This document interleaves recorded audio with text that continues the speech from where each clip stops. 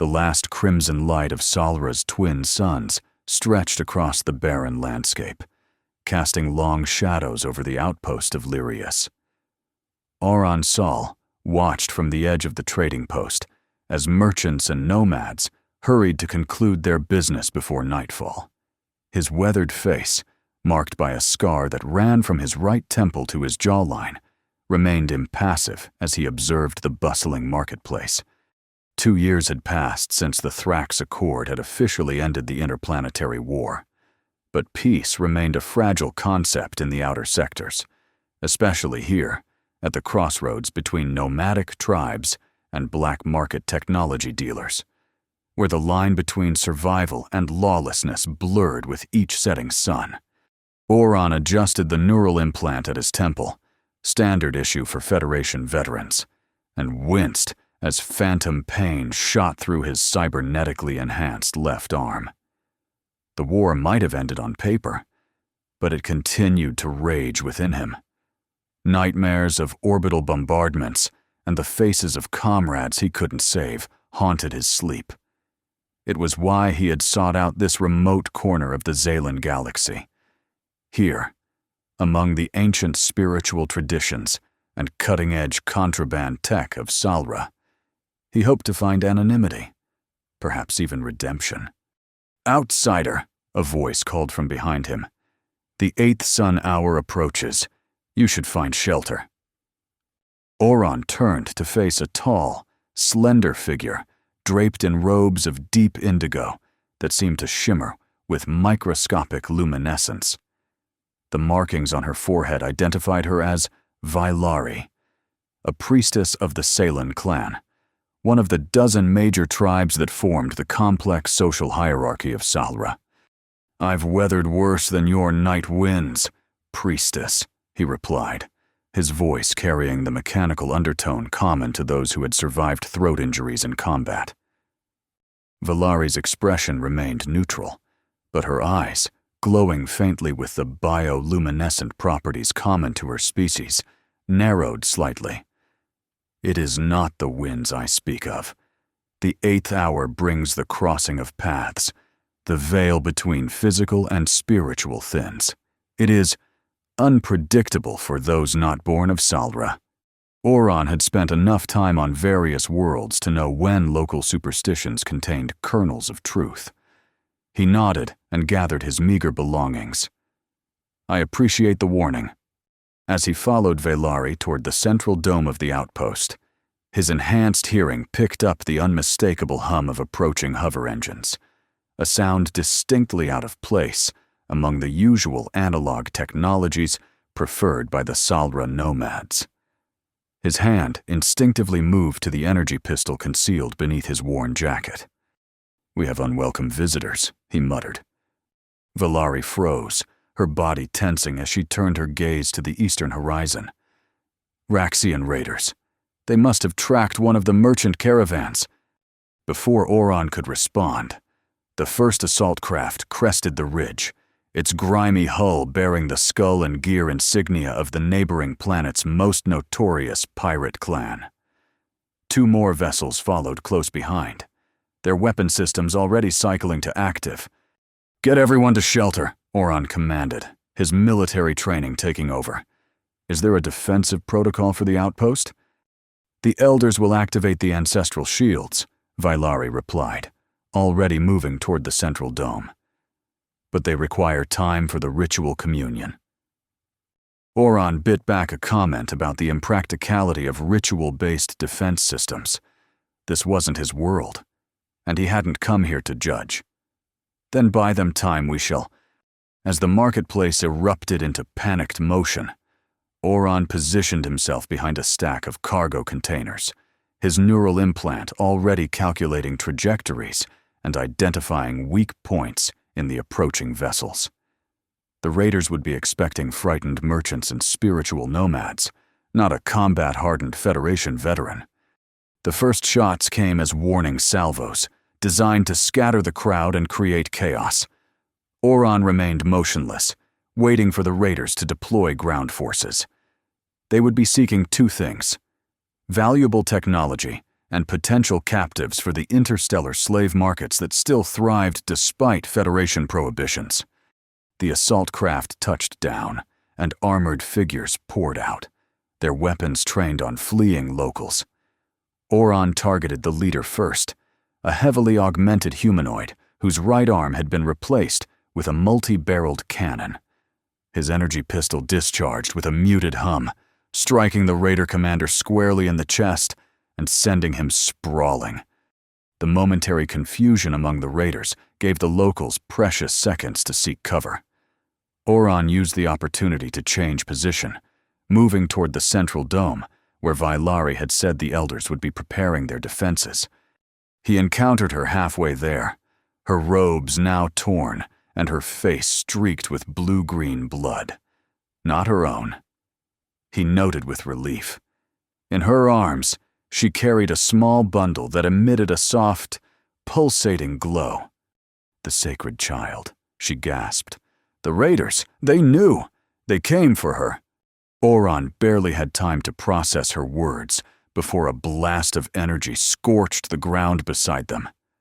3 Raiders had broken from the main group and were advancing rapidly. Their weapons focused not on Oron, but on the bundle in Vailari's arms. "Run to the temple," Oron commanded, pushing the priestess behind him. "I'll hold them here." What happened next would later be recounted in whispered reverence around Salen campfires for generations to come. As Vailari turned to flee, the bundle in her arms shifted, and the covering fell away to reveal a small, blue-green infant with eyes that glowed with an intensity that seemed impossible for a creature so young. The child reached out a tiny hand toward Oron, and in that moment, he felt something he couldn't explain. A connection, a recognition beyond rational understanding. The lead raider fired again, the shot aimed directly at the exposed child.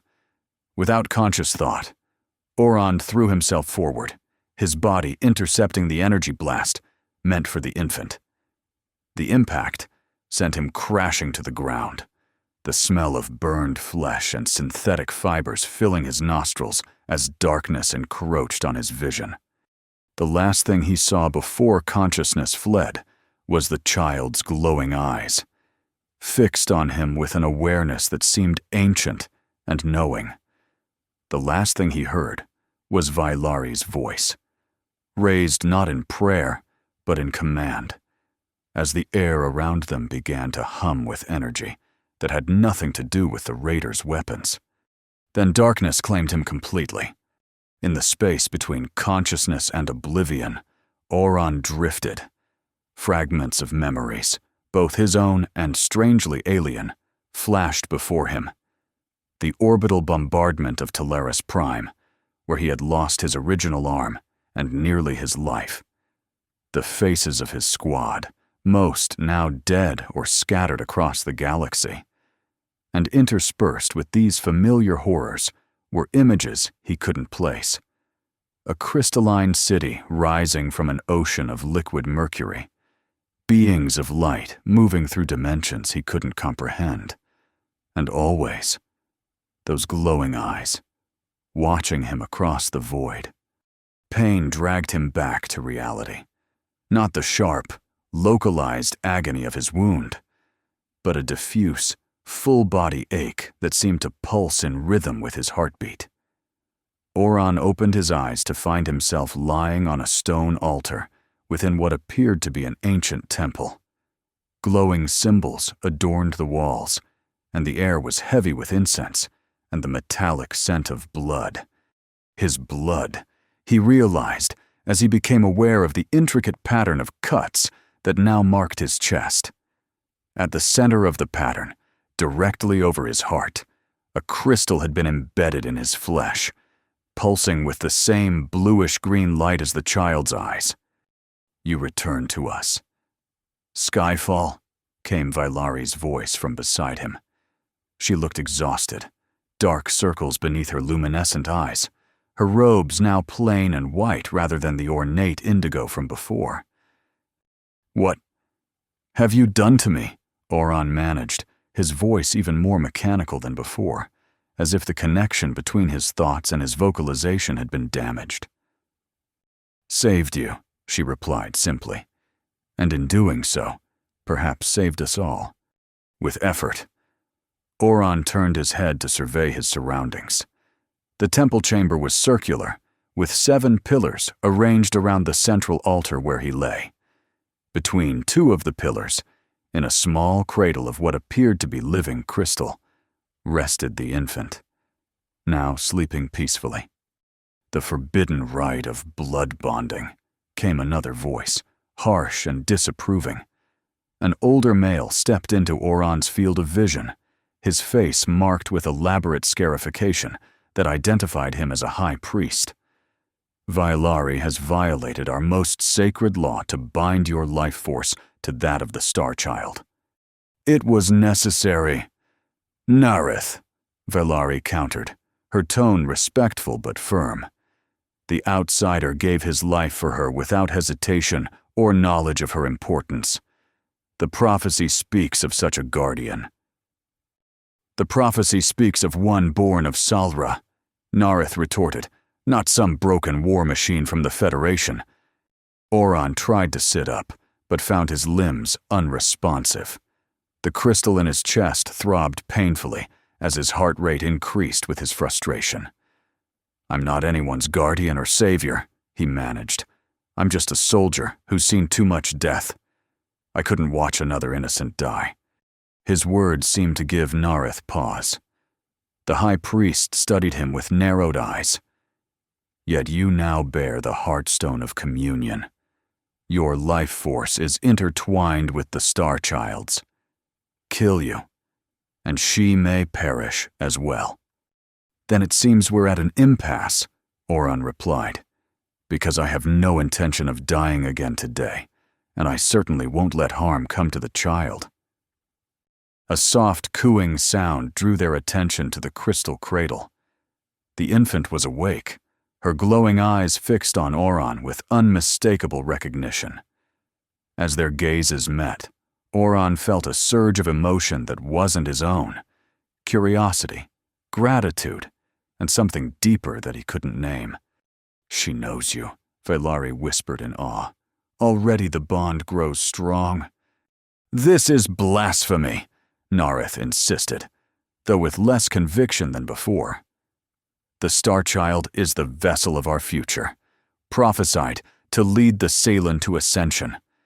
She cannot be bound to an outsider, a being of metal and synthetic flesh." "And yet," came a new voice from the temple entrance, "it is done." All eyes turned to the imposing figure that now entered the chamber. Unlike the other Salrans Oron had seen, this one's skin bore a silver sheen, and the markings on his face and hands appeared to shift and change as he moved, like living calligraphy. The elaborate headdress he wore marked him as someone of great importance. "Clan leader," Vailari and Nareth spoke in unison, both bowing deeply. The leader approached the altar, his gaze moving between Oron and the infant with calculating intensity. "The raiders have been repelled," he announced, "but they will return, and in greater numbers. They knew of the Star Child's emergence, which means we have a traitor among us." His attention focused fully on Oron now.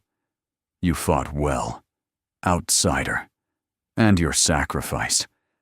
He gestured to the crystal embedded in Oron's chest.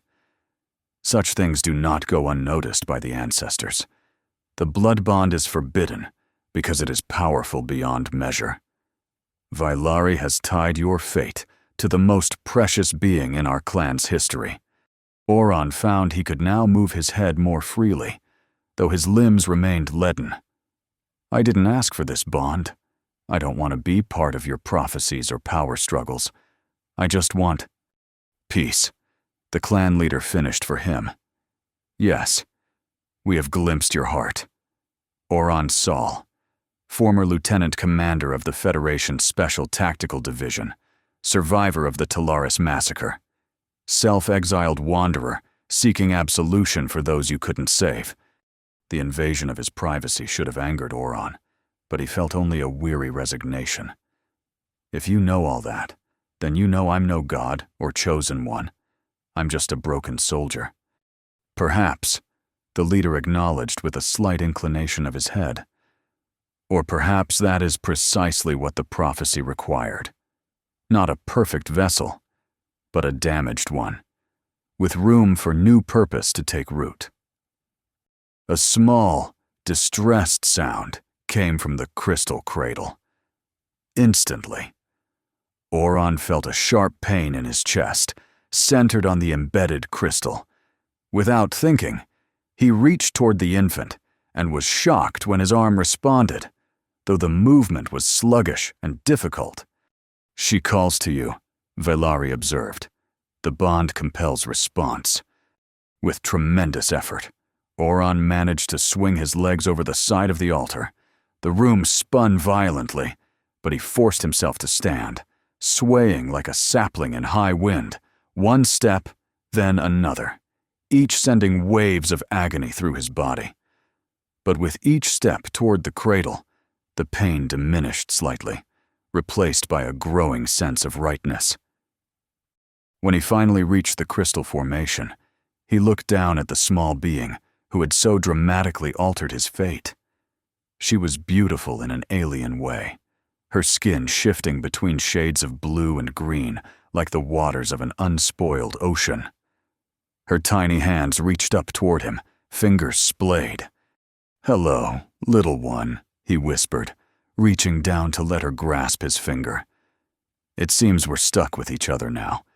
As the tiny fingers closed around his much larger one, Oron felt a surge of emotion flood through him, not his own, but the child's. Pure joy, trust, and a sense of safety that brought unexpected tears to his eyes. "What's her name?" he asked, not taking his eyes off the infant. A heavy silence followed his question. Finally, Velari spoke. "She has not yet been named. According to tradition, the Star Child names herself upon her first communion with the ancestors, which was to occur on the next full alignment of our moons," Nareth added, his tone making it clear how much the disruption of tradition disturbed him.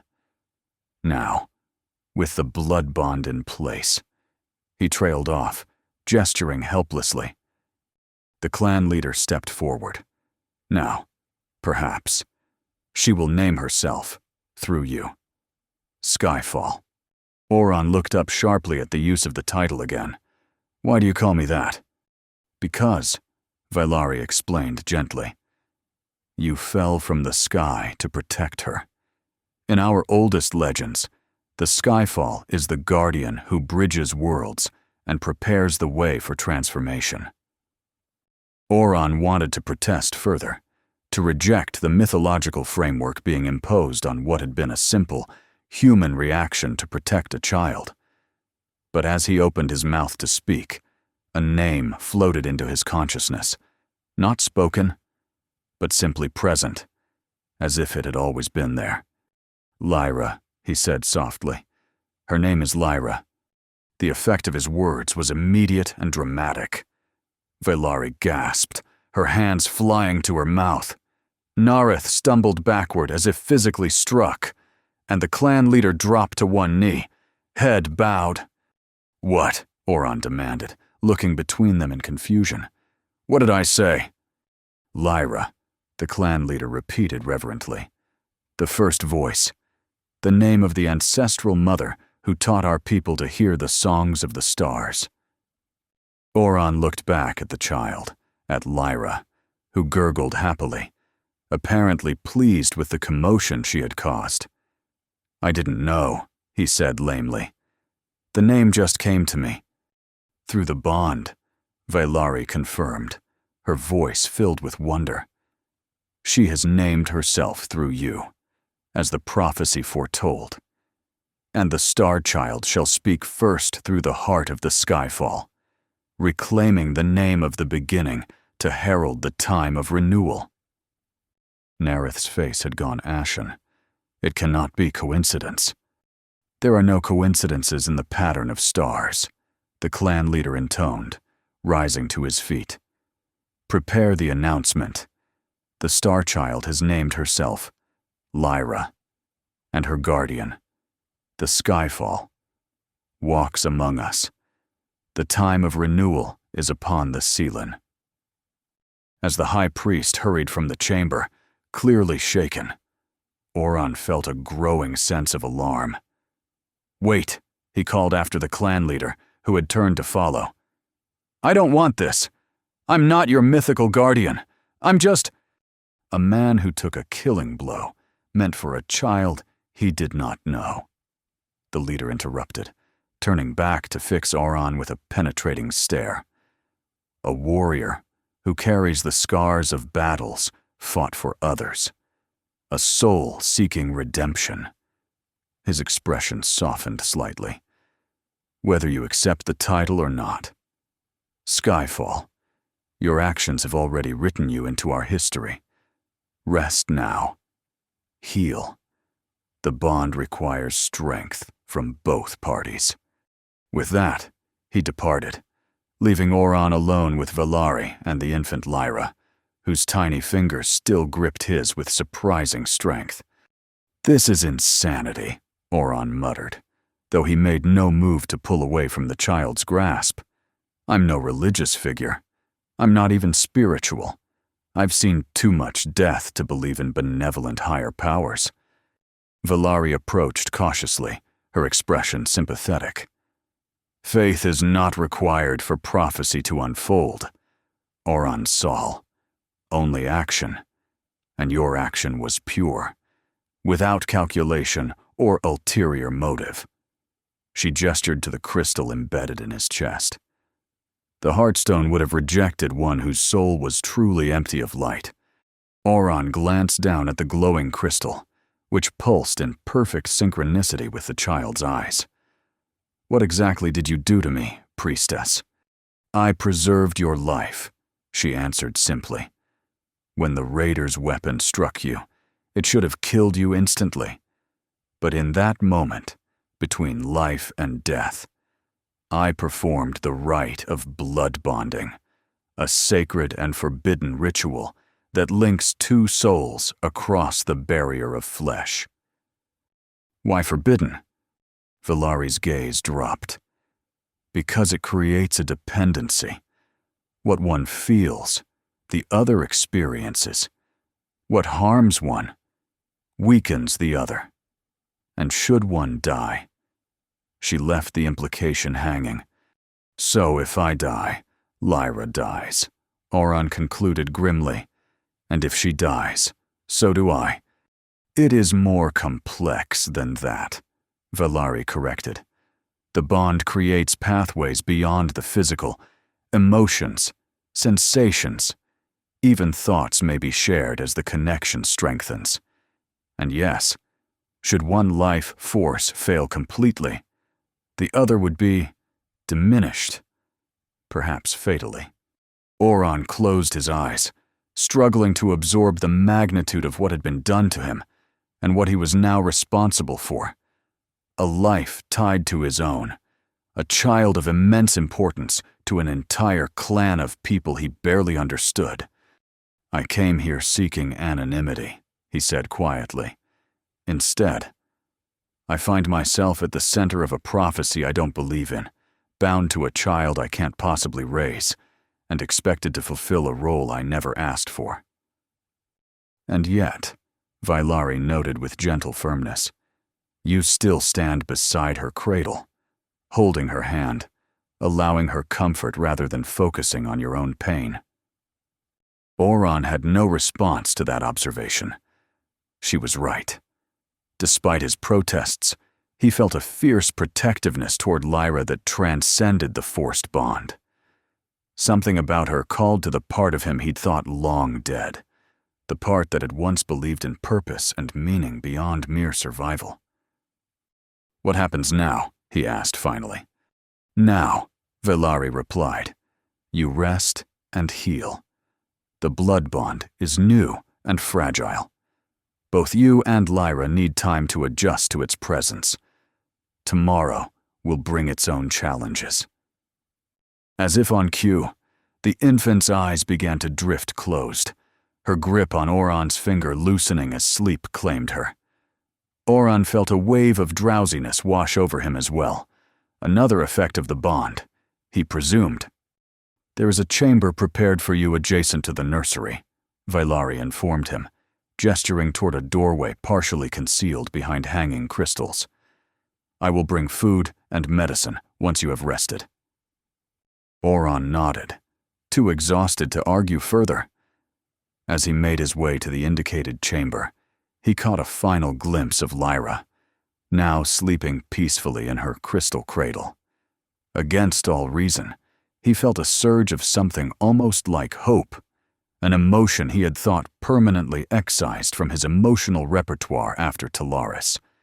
"Sleep well, little star," he murmured, before collapsing onto the simple pallet that awaited him, surrendering to a dreamless sleep deeper than any he had known since before the war. Oron awoke to the sensation of distress that was not his own. It took him several disorienting moments to remember where he was and what had happened. The crystal in his chest throbbed painfully, pulsing with an urgent rhythm that instantly cleared the fog from his mind. Lyra! Something was wrong with Lyra. He was on his feet and moving before conscious thought caught up with instinct, bursting through the doorway into the main chamber where the crystal cradle stood. A group of robed figures surrounded it, their backs to him, murmuring in low, urgent tones. "Move!" Oron commanded, his voice carrying the unmistakable authority of a military officer accustomed to immediate obedience. The figures parted, revealing Vailari bent over the cradle, her hands glowing with a soft blue light as she passed them over Lyra's tiny form. The infant's skin had taken on a grayish tinge, and her normally luminescent eyes were dull, flickering weakly. "What's happening to her?" Oron demanded, pushing his way to the cradle. Vailari didn't look up from her ministrations. "The bond seeks equilibrium," she explained tensely. "Your injuries were severe. The Heartstone draws on her strength to heal you." Guilt and anger flared in equal measure within Oron. "Then remove it," he growled, gesturing to the crystal in his chest. "I didn't ask for this connection." "It cannot be undone." Nareth's voice came from behind him. The high priest looked haggard, his earlier hostility replaced by grim resignation. "Once forged, the blood bond remains until death." Oron turned back to the cradle, reaching out to touch Lyra's forehead. At the contact, the crystal in his chest flared brightly, and he gasped as a wave of weakness swept through him. Simultaneously, color returned to Lyra's skin, and her eyes brightened. "The bond flows both ways," Vailari observed with surprise. "You can return energy to her." "Then take whatever she needs," Oron said without hesitation. "Take it all if necessary." Nareth stepped forward, his expression troubled. "That would kill you, outsider. The bond requires balance, not sacrifice." Oron ignored him, focusing entirely on Lyra, whose tiny hand had reached up to grasp his once more. Through the connection, he could feel her consciousness, not thoughts as he understood them, but impressions, emotions, needs. She was afraid, confused by the sudden weakness that had overtaken her. "It's all right, little star," he murmured, instinctively using the endearment that had come to him the previous night. "Take what you need. I've survived worse."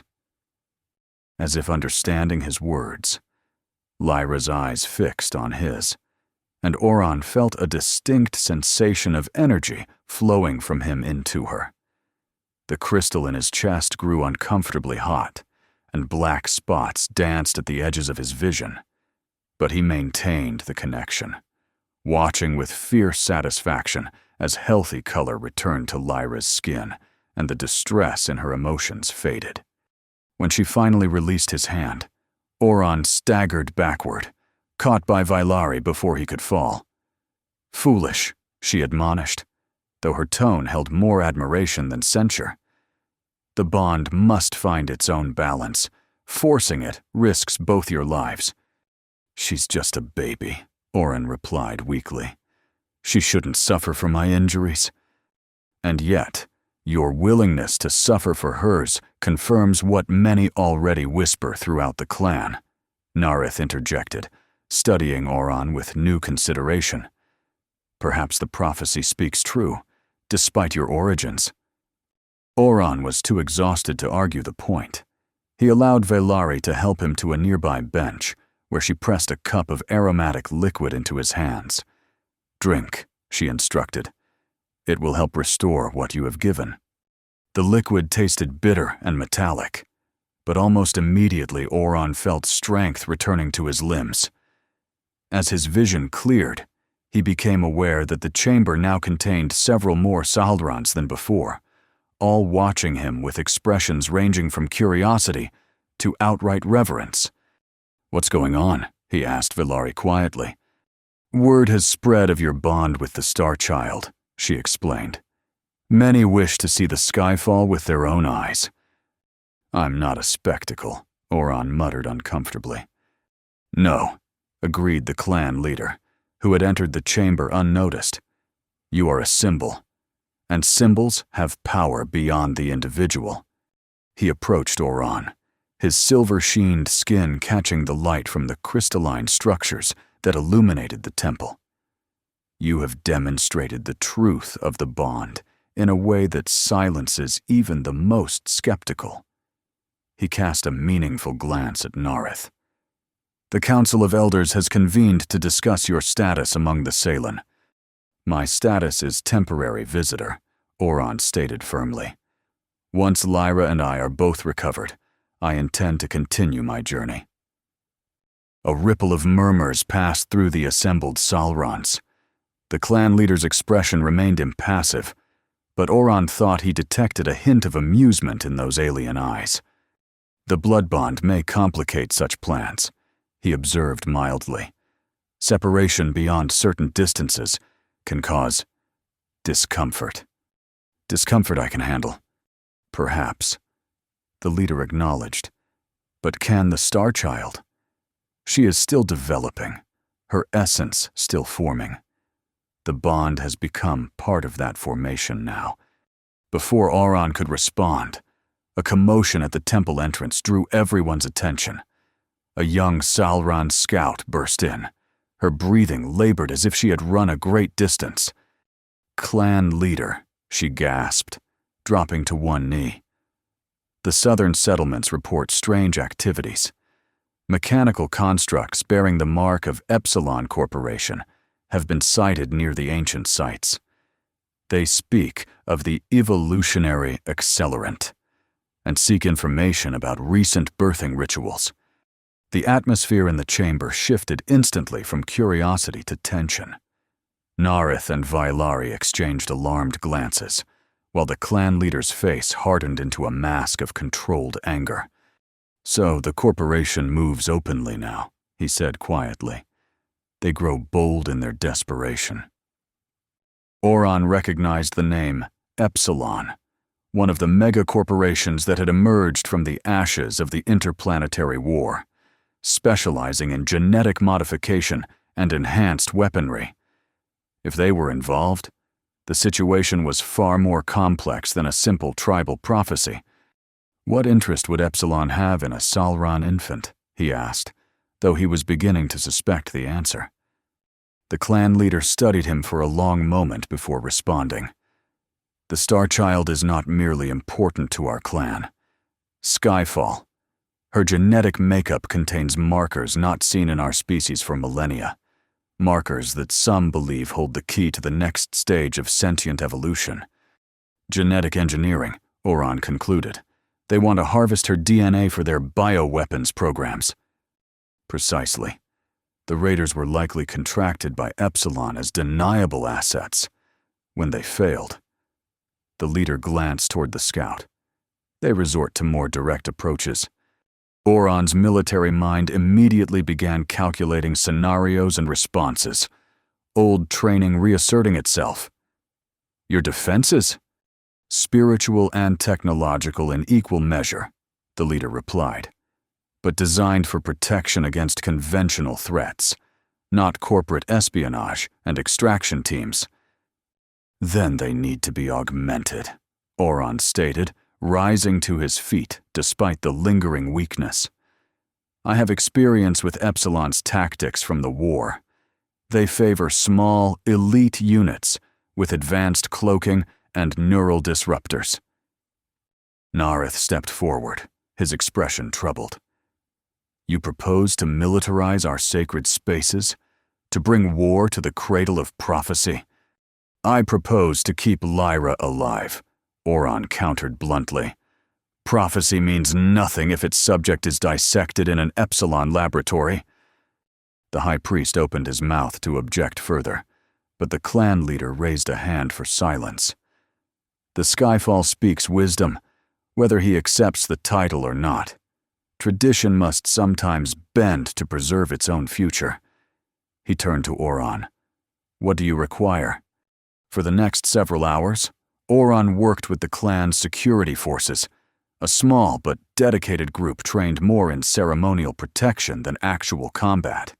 He was surprised to discover that beneath their spiritual exterior, the Saloon possessed significant technological capabilities, including energy shields and basic weapon systems integrated seamlessly with their crystal-based architecture.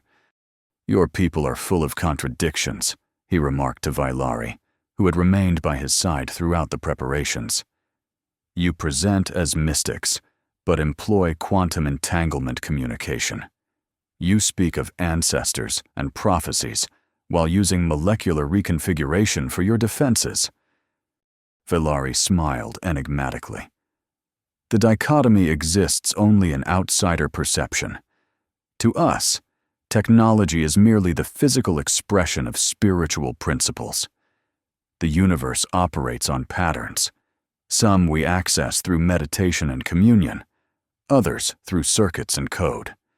But all are part of the same cosmic fabric. Oron shook his head, bemused. Where I come from, religion and science are generally considered opposing forces. Perhaps that is why your societies tear themselves apart with war, she suggested gently. When harmony is replaced by division, balance fails.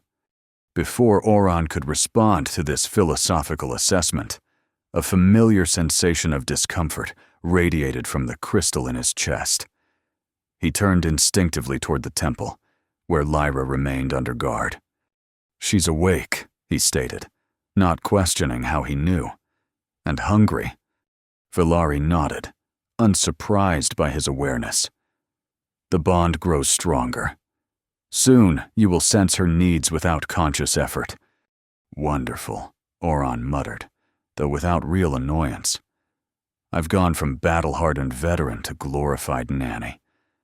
Despite his sardonic tone, he found himself moving quickly back to the temple, drawn by the increasing pulses of discomfort coming through the bond. As he entered the chamber, the guards acknowledged him with respectful nods, a far cry from the suspicious glares he had received initially. Lyra's eyes brightened visibly at his approach, her tiny arms reaching up from the crystal cradle. Without hesitation, Oron lifted her, cradling her small form against his chest. The contact immediately soothed the discomfort in both of them, replacing it with a warm sense of rightness that Oron was still struggling to reconcile with his self-image as a solitary wanderer. She responds to you more strongly than to any of her caretakers, observed a female Salran, whom Oron recognized as one of the temple's senior attendants.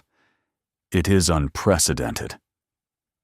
Everything about this situation seems to be unprecedented, Oron replied dryly, accepting a container of nutrient solution from the attendant and helping Lyra drink. Through the bond, he could feel her satisfaction as her hunger was appeased. As he cared for the infant, Oron's mind continued to work on the tactical situation. Epsilon was not known for abandoning valuable targets, and if they believed Lyra contained genetic keys worth pursuing, they would commit significant resources to acquiring her. The Salen's isolated position and spiritual reputation had likely protected them thus far, but that shield had been penetrated. "We need to consider evacuation protocols," he said, as Nareth entered the chamber. "If Epsilon launches a full extraction operation, defending this location may prove impossible." The High Priest's face darkened. "The Starchild cannot leave the sacred grounds until the naming ceremony is complete. It would violate centuries of tradition. Tradition won't mean much if she's captured," Oron countered. "You've already broken tradition with the blood bond. Pragmatism may require further compromises." "The naming has occurred," Nareth pointed out stiffly. "But the ritual of presentation to the ancestors remains incomplete. Without it, her connection to the clan's spiritual lineage would be severed." Oron bit back a frustrated retort, reminding himself that he was an outsider to their culture. Instead, he asked, "How long would this ritual take to perform?" "Under normal circumstances, 3 cycles of the primary moon," Nareth replied. "But given the extraordinary circumstances," he hesitated, clearly uncomfortable.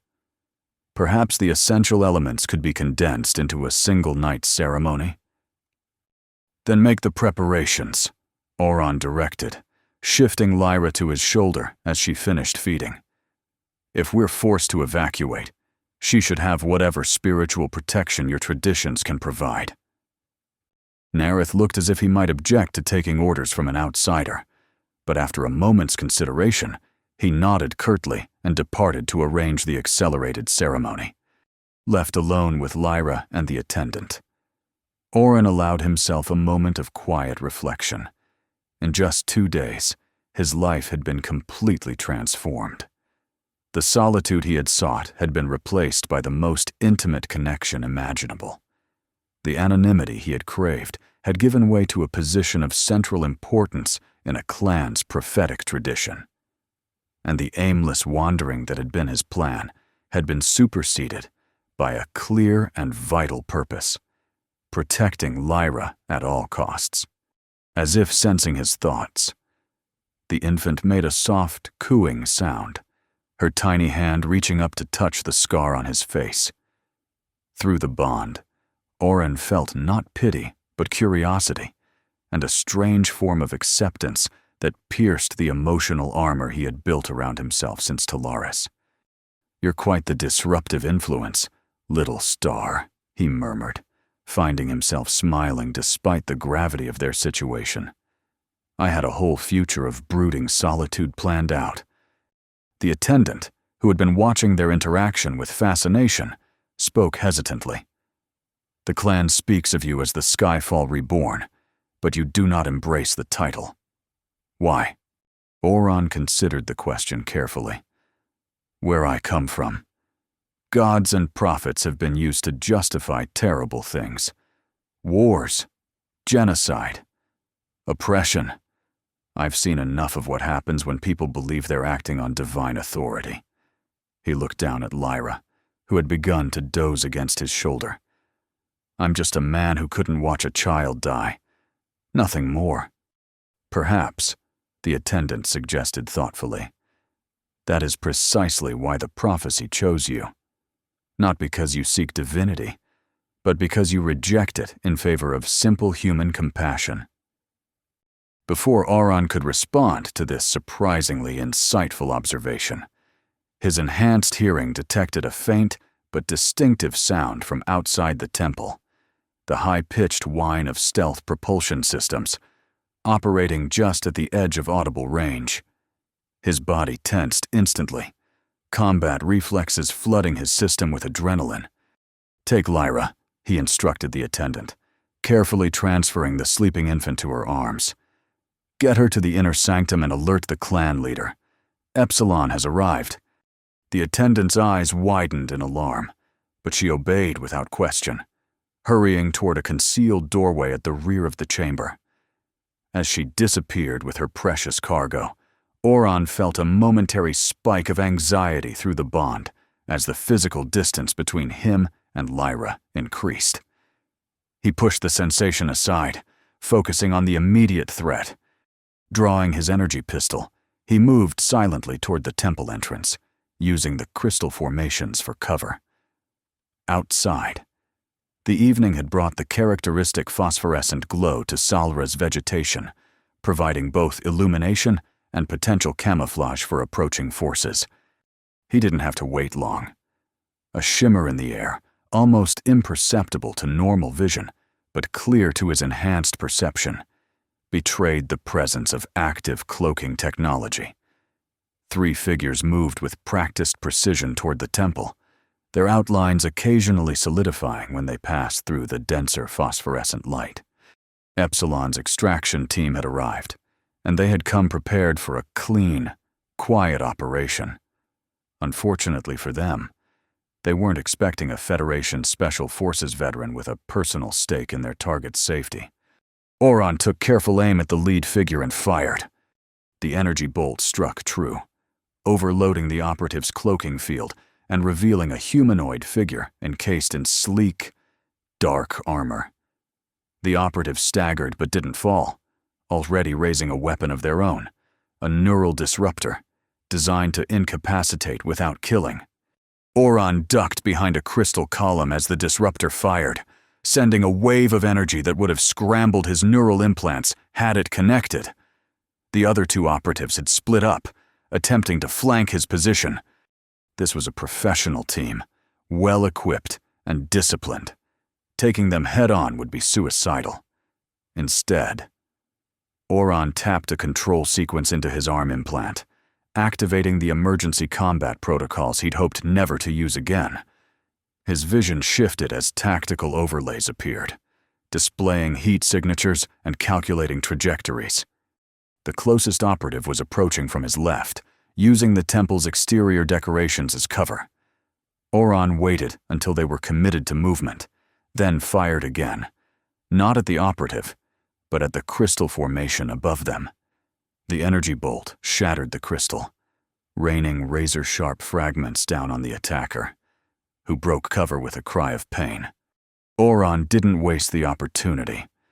3 rapid shots, 1 to the operative's helmet visor, 2 to the joint sections of their armor, where flexibility necessitated thinner protection. The figure collapsed, their neural disruptor clattering across the stone floor. 1 down, 2 to go. The lead operative had recovered and was now coordinating with their remaining teammate, using hand signals that Oron recognized from his military days. They were preparing for a synchronized assault, 1 to draw fire, the other to close for capture. Before they could execute their plan, however, a new sound filled the air, a resonant, crystalline tone that seemed to emanate from the temple itself.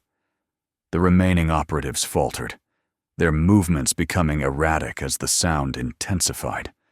The clan's defenses had activated, Oron realized, the harmonic disruption field that Vailari had described, designed to disturb the mental focus of those with hostile intent. Taking advantage of the operative's disorientation, Oron broke cover and charged the closest one, bringing the full weight of his cybernetically enhanced arm down in a strike that cracked their helmet visor. The operative went down hard, unconscious or worse. The lead operative, however, had managed to activate some form of countermeasure. A small device on their belt emitted a pulsing field that seemed to neutralize the harmonic disruption. They raised their weapon, firing a neural disruptor blast that Oron barely avoided. "Stand down, soldier," the operative called, their voice distorted by their helmet's vocal modulator. "Epsilon Corporation has legal claim to the genetic anomaly under Federation Research Protocol 7 Alpha. Legal claims don't require stealth insertions and neural disruptors," Oron retorted, circling warily. and Federation protocols don't apply on sovereign planets outside Federation jurisdiction." The operative chuckled, the sound cold and metallic through the modulator. "Always the idealist.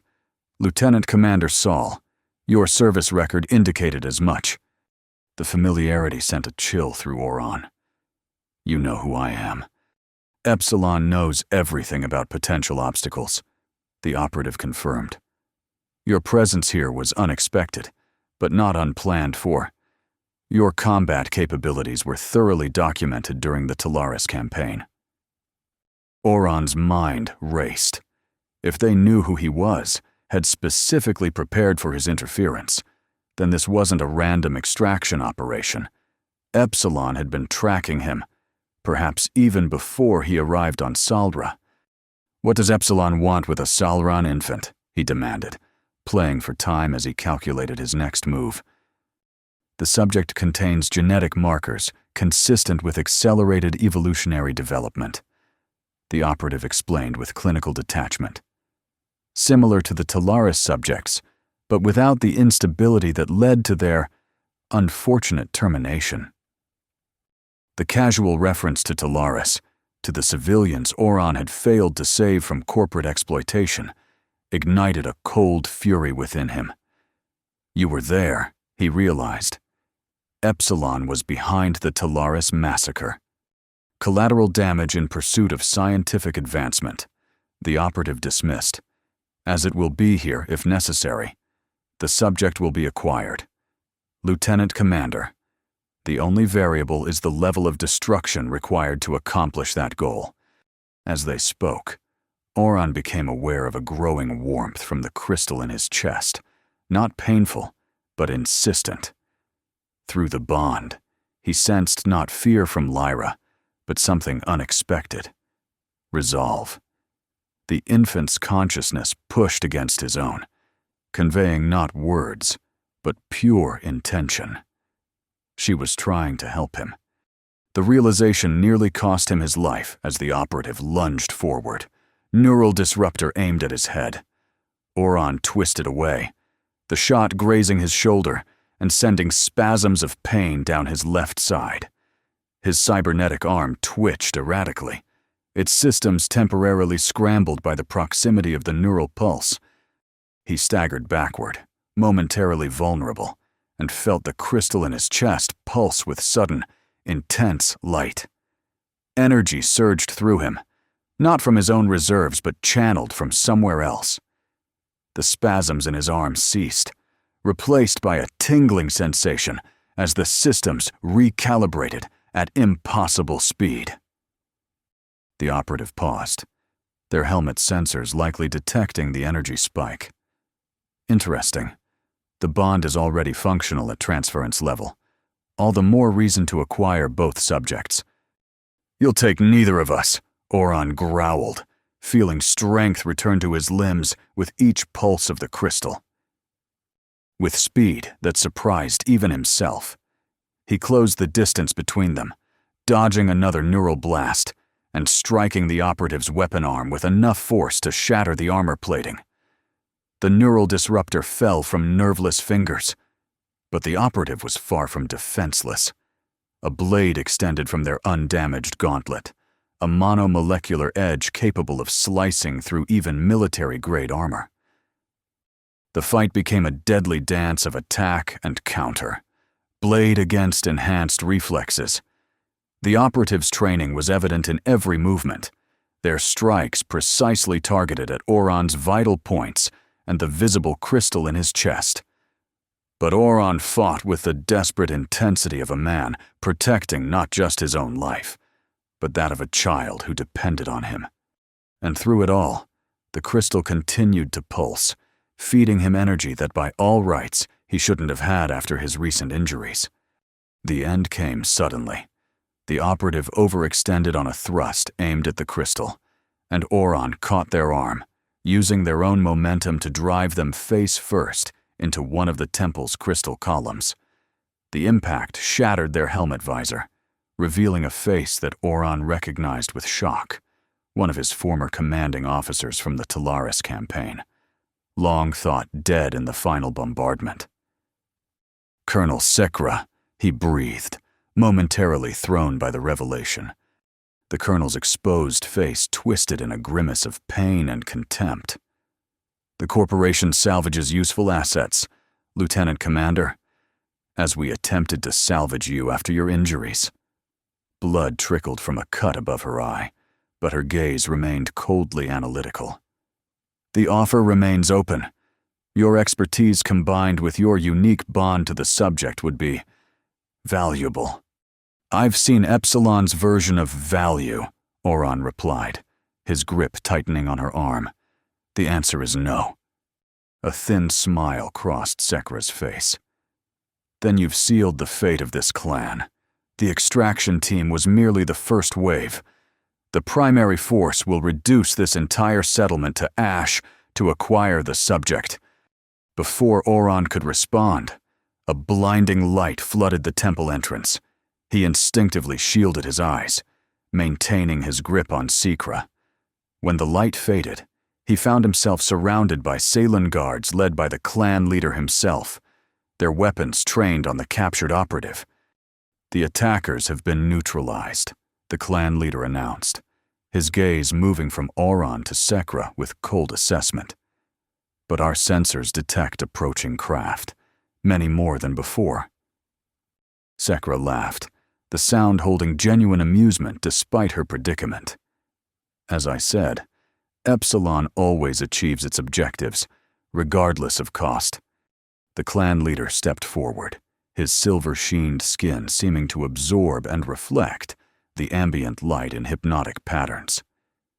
"You mistake determination for inevitability. Outsider." He turned to Oron. "The Star Child is secure in the inner sanctum. Nareth has begun the accelerated naming ceremony." Oron nodded, relief flooding through him at the confirmation of Lyra's safety. "We need to evacuate. Epsilon won't stop until they have what they want." "And where would we go that the corporation could not follow?" the leader questioned. "Salra is our home, our sacred ground. We will not abandon it to those who would desecrate our traditions and steal our future." "Then we stand and fight," Oron concluded grimly. "But we'll need more than harmonic disruption fields and energy weapons." The clan leader's expression shifted to one of grim determination. "The ancestors provide for those who honor their ways." He gestured to the guards. "Secure the prisoner. The Skyfall and I must consult on matters of war." As Sekra was led away, still wearing that disturbing smile of certainty, Oron felt the crystal in his chest pulse with renewed intensity. Through the bond, he sensed Lyra's growing distress, not at physical danger, but at their separation during what she somehow recognized as a critical moment. "The inner sanctum first," he told the clan leader. "I need to see Lyra." The leader studied him for a moment, then nodded in understanding. "The bond calls. Follow me." They moved deeper into the temple complex, passing through corridors that seemed to shift and reconfigure themselves as they walked. Oron had initially attributed the temple's strange geometry to his own disorientation following his injuries, but now he recognized it as an intentional defense mechanism, a physical space that adapted to the intentions of those moving through it. The inner sanctum, when they reached it, was unlike any chamber Oron had yet seen in the temple. The walls appeared to be composed not of the crystalline structures that dominated the rest of the architecture, but of a shimmering, semi-transparent substance that resembled liquid metal frozen in mid-flow.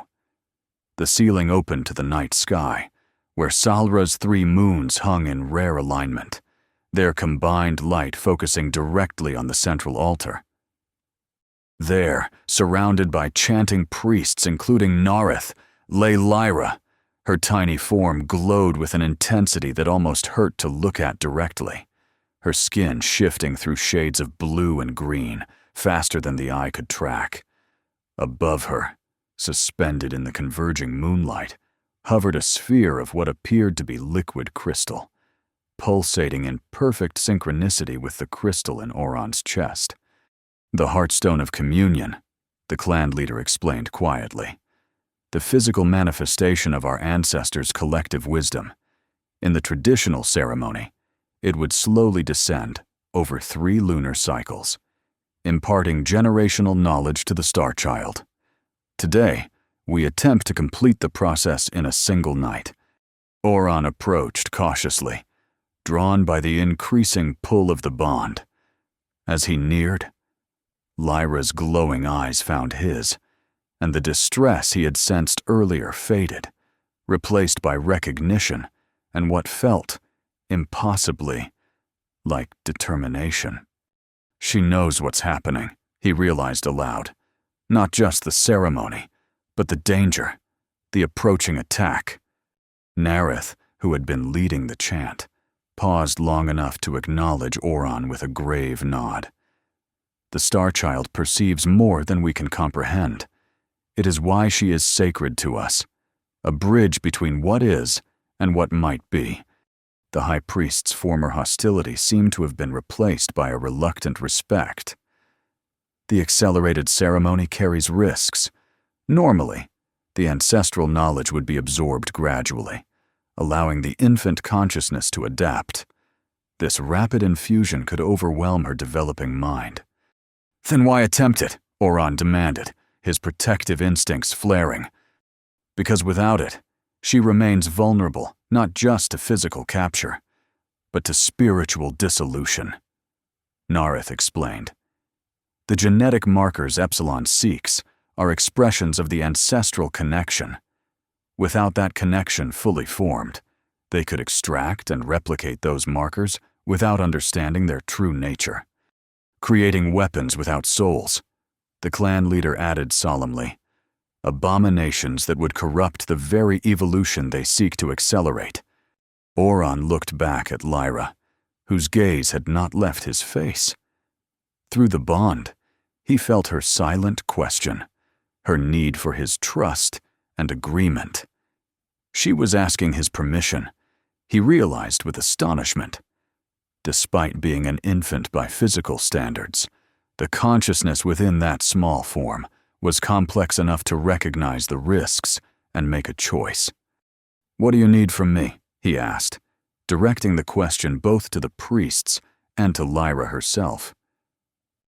"The blood bond makes you part of the ceremony whether we wished it or not," Nareth replied, a hint of his former resistance coloring his tone.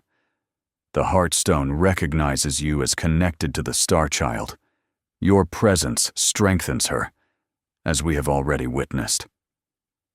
"Then I stay," Oron decided, moving to stand beside the altar. "Complete your ceremony.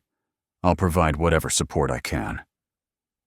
The clan leader placed a hand on Oron's shoulder, a gesture of both gratitude and caution. "While the ritual proceeds, we must prepare for Epsilon's assault. Their forces will reach our perimeter within 2 standard hours." Oron nodded, his military mind already calculating defensive positions and resource allocation. "I'll join you as soon as Lyra is stable." "No," Nareth interjected with surprising firmness. "The Skyfall must remain with the Star Child throughout the communion. The bond is new, and separation during this critical phase could damage both of you irreparably." "I can't just sit here while Epsilon attacks your people," Oron protested. The clan leader's expression softened slightly. "Your battle instincts do you credit. Skyfall.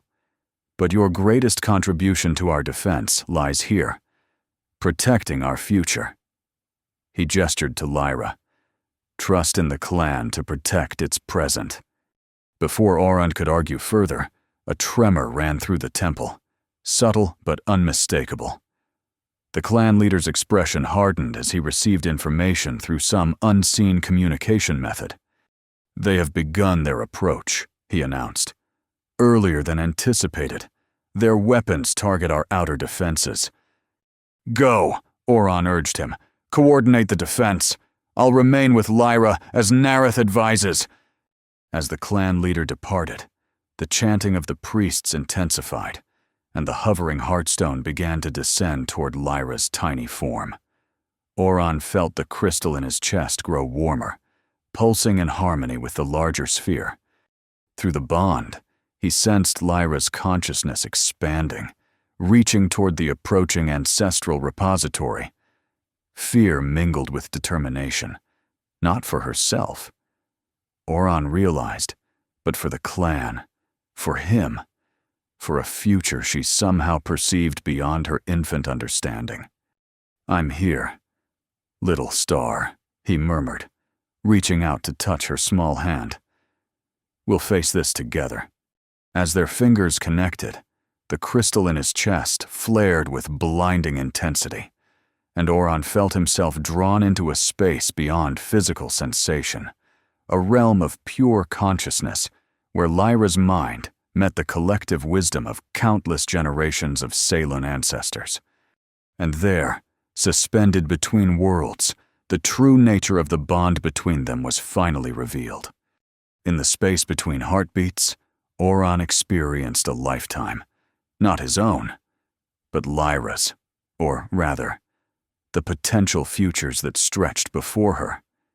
He saw her growing into a being of extraordinary capability, bridging the divide between spiritual tradition and technological advancement. He witnessed her leading the Salen beyond Salra, forming alliances with other species, preventing conflicts that would have claimed billions of lives. And in every potential future, every branching path of possibility, his presence remained a constant, not as a god or prophet, but as a guardian, mentor, and eventually, as family. The bond between them was not merely a biological connection or spiritual tether, but a foundational relationship upon which an entire future would be built. The vision faded as rapidly as it had appeared, leaving Oron gasping as his consciousness returned to the physical realm.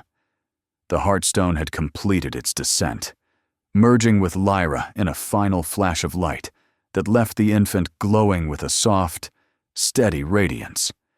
Her eyes, when they opened, held a depth that hadn't been there before, an awareness beyond her physical development.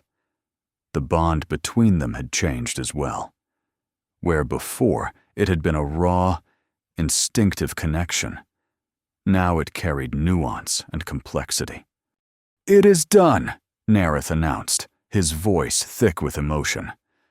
"The Star Child has received the ancestral wisdom. The prophecy unfolds as written."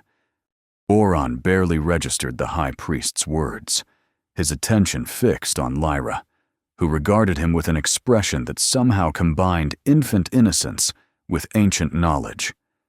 Through the bond, he felt her gratitude, her trust, and most surprisingly, her love, unconditional and complete. The moment of connection was shattered by a much more violent tremor that shook the entire temple. Dust and crystal fragments rained from the ceiling as the sound of distant explosions reached them. "Epsilon has breached the outer defenses," one of the junior priests reported, rushing into the sanctum. "They deploy walking war machines, automatons programmed for extraction with minimal survivable casualties." Oron's mind instantly recalled the Federation intelligence reports on Epsilon's combat drones, ruthlessly efficient machines designed to incapacitate rather than kill, preserving potential test subjects while eliminating active resistance. Against the Salen's primarily defensive technology, such weapons would be devastating. "We need to move Lyra to a more secure location," he told Nareth, gathering the infant in his arms. Through the bond, he felt not fear, but a calm determination from her that seemed impossible for one so young. "Is there an evacuation route from the temple?" Nareth hesitated, clearly torn between tradition and survival. "There is an ancient passage, used in times of catastrophic events. It leads to the sacred caves beneath the crystal spires, 10 kilometers from here." "Then prepare to evacuate," Oron commanded. "The sanctum is too exposed, even with its defenses." The high priest looked as if he might argue, but another, stronger tremor decided the matter. "I will guide you," he conceded. "But the passage has not been used in generations.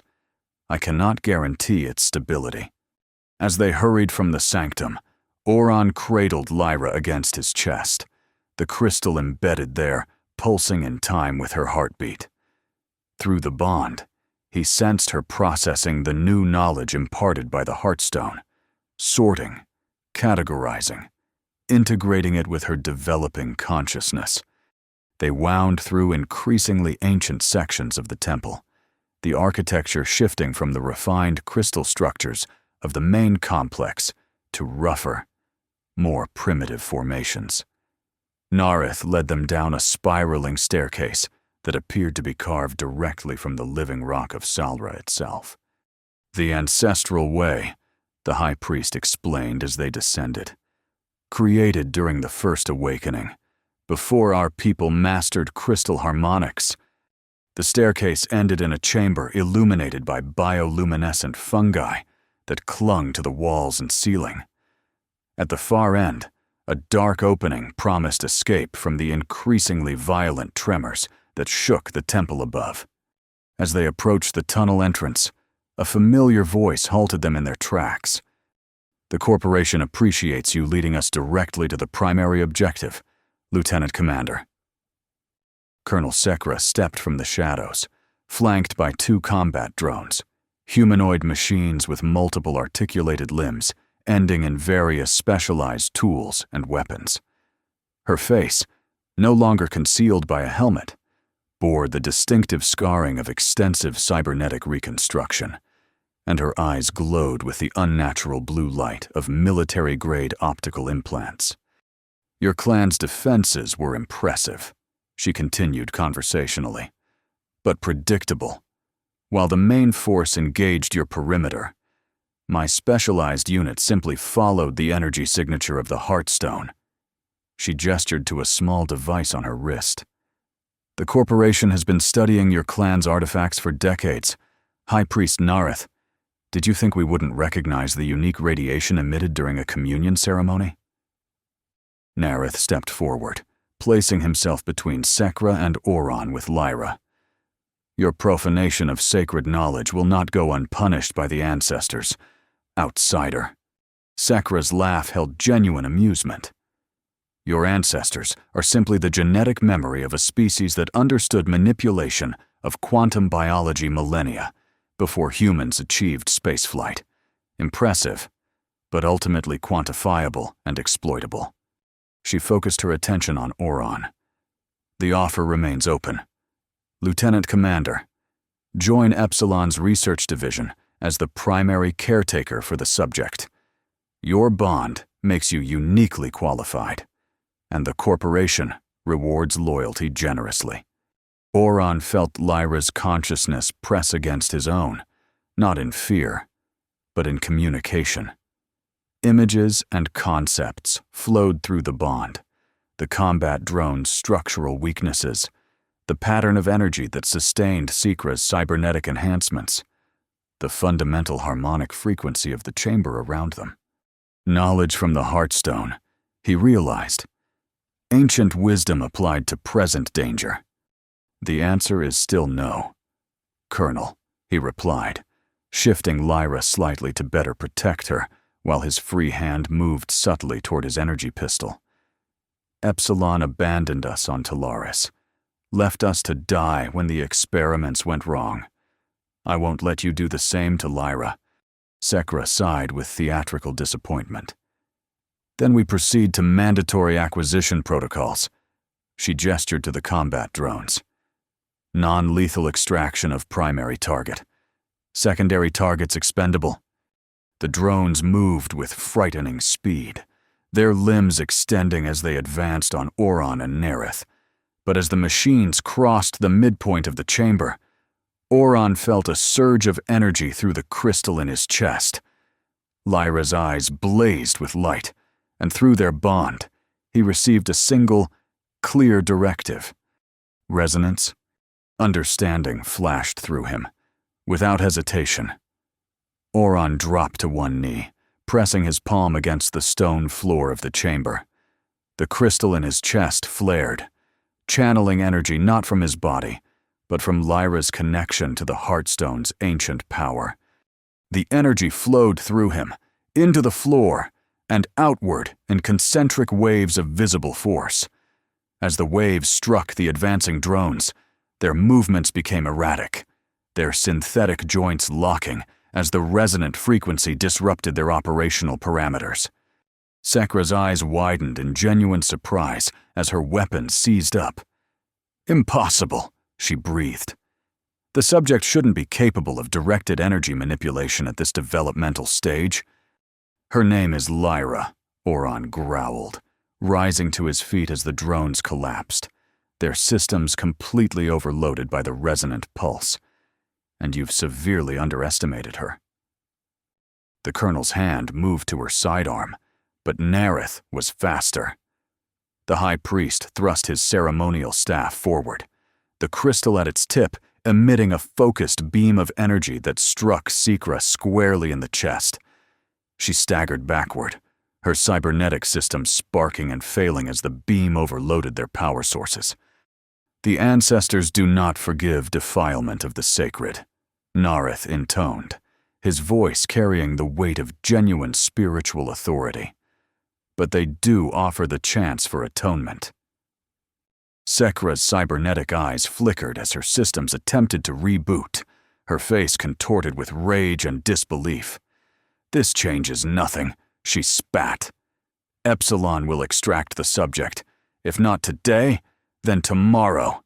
If not from this temple, then from wherever you flee. The corporation's reach is infinite." "Not quite infinite," came a new voice from the tunnel entrance.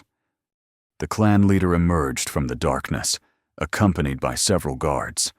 Unlike before, they now wore armor that seemed to be composed of the same living crystal as the temple itself, and they carried weapons far more advanced than the simple energy staves Oron had seen earlier.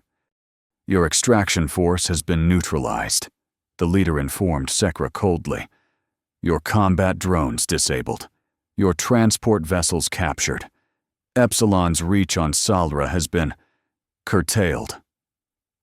Hope flickered briefly in Oron's chest. The defense held. The clan leader's expression was grim, but satisfied. "At cost. Yes. The Salen do not easily yield their sacred ground, nor their future." His gaze shifted to Lyra, who regarded him with those impossibly knowing eyes. The Starchild's communion was completed just in time. "It seems—" Sekra laughed, the sound harsh and mechanical as her damaged cybernetics continued to malfunction. "You think this is the extent of Epsilon's commitment? The corporation has invested decades in tracking evolutionary accelerants. This was merely the first wave.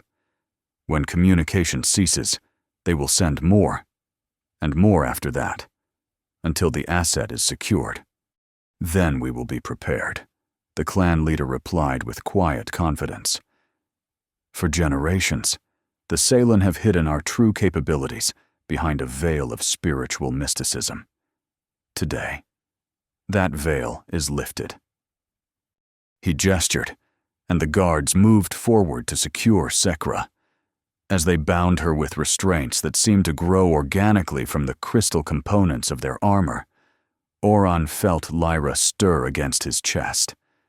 Through the bond, he sensed not fear or triumph, but a profound weariness. "She needs rest," he told the others. "The communion and the energy expenditure have taxed her severely." Nareth nodded in agreement. The accelerated ceremony would exhaust even an adult consciousness. For an infant, even one as extraordinary as the Starchild, the strain must be immense. "Return to the temple," the clan leader instructed. "The defenses are re-established, and we have much to discuss regarding our future security." As they made their way back up the ancient staircase, leaving the guards to deal with Sekra and the disabled drones, Oron felt a growing certainty through his bond with Lyra. This confrontation with Epsilon was not an end, but a beginning. The corporation would indeed return, with greater forces and more sophisticated methods. But the next time they came, the Salen would not be facing them alone. The accelerated communion had given Lyra access to knowledge and capabilities that would change everything, not just for her clan, but potentially for the entire galaxy. And somehow, against all odds and his own intentions, Oron had become an integral part of that transformation. The following days passed in a blur of activity as the Salen rebuilt their damaged defenses and adapted to the new reality forced upon them by Epsilon's attack. The clan's technological capabilities, long concealed beneath layers of spiritual tradition, were now openly deployed in preparation for future incursions.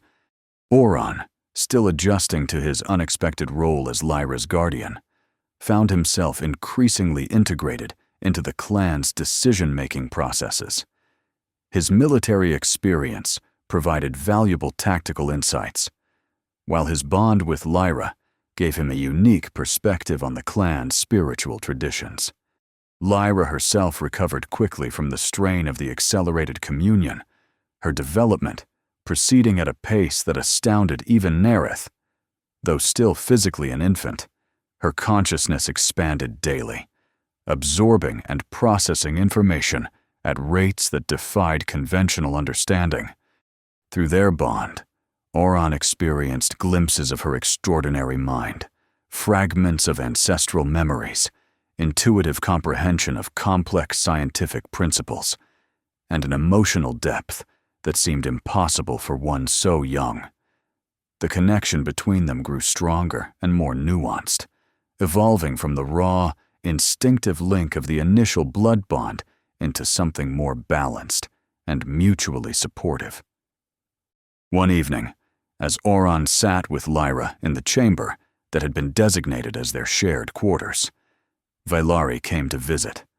The priestess had been instrumental in coordinating the clan's recovery efforts, her practical approach to spiritual matters proving invaluable in the crisis. "The council has reached a decision regarding Colonel Sekra," she informed Oron, taking a seat across from him as Lyra played with a crystalline puzzle that continually reconfigured itself to match her developing cognitive abilities. "And?" Oron prompted when she didn't immediately continue. Vailari's expression was troubled. "She will be released." "Released?" Oron couldn't hide his shock. After everything she did, everything she threatened to do? "With modifications," Vailari clarified. "Nareth has developed a procedure, part technological, part spiritual, that will alter her memories of Salra and the Star Child. She will return to Epsilon, believing that her mission failed due to natural disasters that destroyed the temple before she could extract her target." Oron frowned, unconvinced. "Epsilon will see through such deception. They'll scan her neural patterns, detect the tampering." "Not this method," Vailari assured him. "It operates on quantum levels beyond conventional neural scanning. The technology is derived from the same principles as the Heartstone, but applied in reverse, removing knowledge rather than imparting it." "It's still a risk," Oron argued, "one I'm not comfortable taking with Lyra's safety." Through the bond, he felt Lyra's attention shift from her puzzle to their conversation. A gentle pressure against his consciousness conveyed her opinion on the matter, a complex blend of strategic calculation and compassion that left Oron momentarily speechless. Vailari, observing his reaction, smiled knowingly. "The Star Child has expressed her preference to the Council already, through Nerith during their communion sessions. She believes this approach offers the optimal balance of security and ethical consideration." Oron looked down at Lyra, who regarded him with those impossibly wise eyes. "You think we should let Sekra go?" he asked her directly, still finding it strange to address an infant as an intellectual equal. In response, he received not words, but a series of impressions through their bond. Sekra returning to Epsilon with false memories. The corporation's resources diverted to other projects based on her report. Time gained for the Ceylan to strengthen their position and forge new alliances. A strategic misdirection, Oron translated aloud, begrudgingly impressed. Making Epsilon believe the target was lost, so they'll look elsewhere. Precisely, Vailari confirmed. And in the interim, we prepare for the eventuality of their return. Oron sighed, recognizing the logic even as his protective instincts rebelled against releasing someone who had threatened Lyra. When will this be done? The procedure has already begun, Vailari replied. Sekra will be transported off-world tomorrow, her ship programmed to return to the nearest Epsilon outpost, with damage consistent with her false memories. She hesitated, then added, "There is another matter the Council wishes to discuss with you. A more personal one." Oron raised an eyebrow questioningly. "Your status among the Ceylan," Vailari elaborated. "While circumstances forced us to accept your role as the Star Child's guardian, tradition dictates a more formal integration into the clan for one so central to our future." "You want to adopt me?" Oron asked, unable to keep a hint of incredulity from his voice. Vailari's lips quirked in amusement. "In a manner of speaking, the Council proposes a rite of belonging, a ceremony that would officially recognize you as Ceylan, with all the rights and responsibilities thereof." Through the bond, Oron felt Lyra's immediate approval of the idea, along with a surprising undercurrent of longing. Not hers, he realized with a start, but his own, the part of him that had wandered aimlessly since Talaris, seeking connection and purpose without admitting it even to himself. "This isn't just about my bond with Lyra, is it?" he asked perceptively. "The clan has other motivations. Practical ones. Yes." Vailari acknowledged without shame. "Your military experience, your knowledge of Federation protocols and Epsilon's tactics, your connections beyond Salra, all would benefit the clan greatly in the coming struggles." Oron nodded slowly, understanding the pragmatism behind the offer. "And if I decline, you would remain welcome among us as the Star Child's guardian," Vailari assured him. "The blood bond cannot be severed, and none would attempt to separate you from Lyra. But there would be limitations, areas of knowledge and ritual closed to you, decisions you would not be part of." Through the bond, Oron felt Lyra's concern, not for herself, but for him. She wanted him to accept, not for practical reasons, but because she sensed his need for belonging, for a home after years of aimless wandering. "When would this ceremony take place?" he asked, not yet committing but not refusing either. 3 days hence, at the rising of the primary moon," Vailari replied. "It would normally require extensive preparation, but given the extraordinary circumstances—" She gestured to the crystal in his chest, which pulsed steadily beneath his clothing. "Many of the traditional prerequisites have been fulfilled in rather unconventional ways." Oron looked down at Lyra, who had abandoned her puzzle entirely to watch the conversation with rapt attention. "And what does the Star Child think of making her guardian officially Ceylan?" In response, Lyra reached up with both tiny hands, an unmistakable request to be held. As Oron lifted her, she placed her palm against the crystal embedded in his chest, and through their bond flowed a wave of pure emotion, acceptance, belonging, family. "I think that's a yes," Oron murmured, surprised by the sudden tightness in his throat. Vailari smiled, her own eyes suspiciously bright. "I will inform the Council of your acceptance. The preparations will begin immediately. after she had gone. Oron stood by the window of their chamber, holding Lyra as they watched the last light of day fade from Salra's unusual sky. The events of the past week had transformed his life in ways he could never have anticipated when he first sought refuge on this remote planet.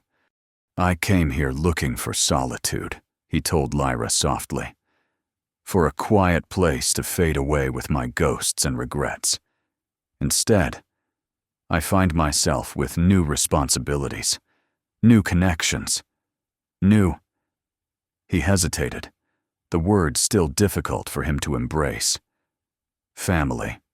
Through their bond, he felt Lyra's quiet contentment, her absolute certainty that this was how things were meant to be. The ancestral knowledge she had absorbed from the Heartstone had given her a perspective that transcended her infant form, a vision of interwoven destinies and potential futures that included Oron as an essential thread in the pattern. "I'm still not a god or prophet," he told her firmly, feeling her amusement at his continued insistence on this point. "No matter what some of the clan may believe, just a man trying to do right by a child who saved him as much as he saved her." Lyra's response through the bond was a complex blend of agreement and gentle correction. Yes, he was just a man, but men could change worlds when their actions aligned with deeper patterns. His rejection of divinity was precisely what made him the right guardian for her. Oron shook his head, still marveling at the sophistication of her consciousness despite her physical limitations. "You're going to be quite something when you grow up, little star," he murmured, using the endearment that had become natural to him. "I just hope I can keep up." The following days passed quickly as the clan prepared for the rite of belonging. Oron divided his time between security consultations with the clan's defense council and quiet hours with Lyra, whose development continued at its extraordinary pace. Through their bond, she shared fragments of the ancestral knowledge she was still processing, insights into Salra's history, the complex relationship between the planet's crystalline structures and the evolution of its inhabitants, and tantalizing glimpses of technologies long forgotten by the current generation. Nareth, once his most vocal opponent, now sought his company regularly, eager to discuss the implications of Lyra's communion with the Heartstone. The High Priest had undergone a profound transformation since witnessing the events in the ancient chamber, his rigid adherence to tradition softening into a more nuanced appreciation of how old wisdom might adapt to new circumstances. "The ancestors speak of cycles," he explained to Oron during one such conversation. "Periods of conservation, when knowledge is preserved and protected, followed by periods of transformation, when that knowledge must be applied to meet new challenges.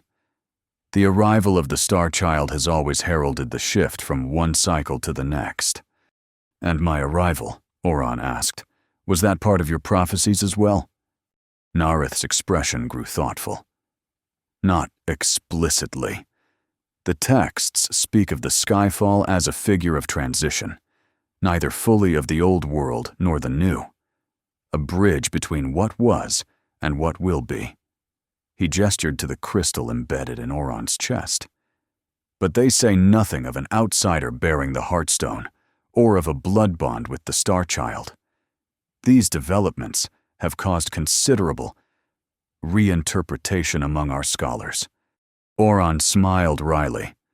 "I imagine I've created quite the theological crisis." "On the contrary," Nareth surprised him by saying, "you have validated the central truth of our beliefs, that the pattern evolves while maintaining its essential nature. The specifics may differ from our expectations, but the underlying harmony remains consistent." The High Priest's eyes took on a distant look. Perhaps we had become too literal in our reading of the ancient texts, too fixed in our understanding of how prophecy must unfold. Through the bond, Oren felt Lyra's approval of this line of thinking, her consciousness gently nudging Nerith toward a more flexible interpretation of tradition that would better serve the clan and the challenges ahead. On the evening of the Rite of Belonging, Oron stood before a mirror in his chamber, barely recognizing the figure reflected back at him. The Salen had provided ceremonial attire that combined elements of their traditional garb with subtle nods to his military background, a robe of midnight blue embroidered with silver patterns that reminded him of star charts, belted with a sash that incorporated the geometric insignia of his former Federation unit. Most striking, however, was the modification they had made to accommodate the crystal in his chest. Rather than covering it, the robe featured an opening bordered by intricate crystal beadwork that framed the heartstone, elevating what Oron had considered a medical oddity into a badge of honor. Quite the transformation, came Velari's voice from the doorway. She entered, carrying Lyra, who was similarly adorned in ceremonial garments scaled to her tiny form. The skyfall emerges from the shadows of the past. Oron turned from the mirror, still uncomfortable with the title, but no longer actively resisting it. "I'm not sure I deserve all this," he admitted. "I just did what anyone with basic decency would have done." "Perhaps," Velari replied with a gentle smile. "But you did it here. Now, for her." She nodded to Lyra, whose eyes glowed with particular intensity this evening. "And that has made all the difference." Through the bond, Oren felt Lyra's excitement for the coming ceremony, mixed with a deeper satisfaction that transcended the immediate event. She understood, better than anyone, how this formal integration into the clan would heal something long broken within Oron, the sense of purpose and belonging that had been shattered at Talaris. "It's time," Velari announced, handing Lyra to Oron. "The moons rise, and the clan gathers." The ceremony took place in the central plaza of the Salen settlement, now fully repaired from the damage of Epsilon's attack. Thousands of clan members had assembled, their luminescent eyes creating a sea of living light in the gathering darkness. At the center stood a circular platform of living crystal that pulsed gently, responsive to the collective energy of those present. As Oron climbed the steps to the platform, Lyra cradled in his arms. A hush fell over the assembled crowd. The clan leader awaited them, resplendent in ceremonial regalia that made his silver-sheened skin appear almost liquid in the rising moonlight. "We gather beneath the eternal stars," the leader began, his voice carrying effortlessly across the plaza, "to witness the inclusion of a new soul into the pattern of Salen, not by birth, as is traditional, but by choice and by bond, a rarer and perhaps more precious connection." He gestured to Oron and Lyra. "Before us stands the Skyfall, guardian of the Star Child, bearer of the Heartstone, protector of our future. Though born beneath distant stars, his actions have woven his destiny inseparably with our own." Nareth stepped forward, carrying a crystal vessel containing a luminescent fluid. "The blood of belonging," he announced, "infused with the essence of our ancestral home. To accept it is to become Selen in spirit, if not in origin." Oron knew what was required. Carefully shifting Lyra to one arm, he extended his free hand, palm upward. Nareth poured a small amount of the glowing liquid onto his skin, where it seemed to come alive, flowing in intricate patterns before gradually absorbing into his flesh, leaving traceries of light that slowly faded. Through the bond, Oron felt Lyra's consciousness expand, connecting with the ritual in ways his human mind could barely comprehend. She was, he realized, actively participating, channeling energy through their shared connection to facilitate his integration with the clan's collective consciousness. The sensation was unlike anything he had ever experienced, a vast, gentle presence that surrounded his mind without invading it. The collective awareness of the Salen accumulated over generations, acknowledging him not as an outsider or even an honorary member, but as genuinely one of their own. "The pattern recognizes you," the clan leader intoned, placing a hand on Oron's shoulder. "No longer Oron Sol of the Federation, but Oron of Sealan, Skyfall, guardian of the Starchild." As the leader's hand touched him, the crystal in Oron's chest pulsed with sudden brilliance, illuminating the entire plaza. Simultaneously, Lyra's eyes blazed with matching light, and through their bond flowed a wave of pure energy that connected not just the two of them, but everyone present in a moment of shared consciousness. In that instant, Oron saw the clan as they saw themselves, not separate individuals, but interconnected expressions of a greater whole, each contributing to a pattern that stretched back through time and forward into potential futures. And now, he was part of that pattern, his unique experiences and perspectives adding new dimensions to the collective. The moment passed, leaving Oron breathless but profoundly changed. The loneliness that had been his constant companion since Talaris had been replaced by a sense of connection he had never thought to experience again. "It is done," the clan leader announced, his voice thick with emotion. "The Skyfall has joined the pattern. Let all acknowledge him as Salen." A sound rose from the assembled crowd, not cheers or applause as might occur in human celebrations, but a harmonic resonance produced by thousands of voices joining in a precise frequency that made the crystal structures throughout the settlement vibrate in sympathetic response. The sound passed through Oron like a physical force, settling into his bones and the crystal in his chest, which hummed in perfect harmony. Through the bond, he felt Lyra's pure joy, not just at his formal acceptance into the clan, but at the healing she sensed taking place within him. The wounds of his past would never fully disappear, but they no longer defined him. He had found a new purpose, a new identity, a new home. As the harmonic resonance faded, the clan leader addressed the gathering once more. "Tonight, we celebrate the expansion of our pattern. Tomorrow, we begin preparation for the challenges that lie ahead. The time of transformation is upon us, and we must be ready." The remainder of the evening passed in a blur of ritual and celebration. Oron was introduced to countless clan members, each acknowledging him with a gesture of respect that touched the crystal in his chest, establishing a subtle connection to the clan's collective consciousness. Lyra remained in his arms throughout, her presence a constant anchor as he navigated his new role. Late in the night, as the celebrations continued around them, Oron found a moment of quiet on a balcony overlooking the settlement.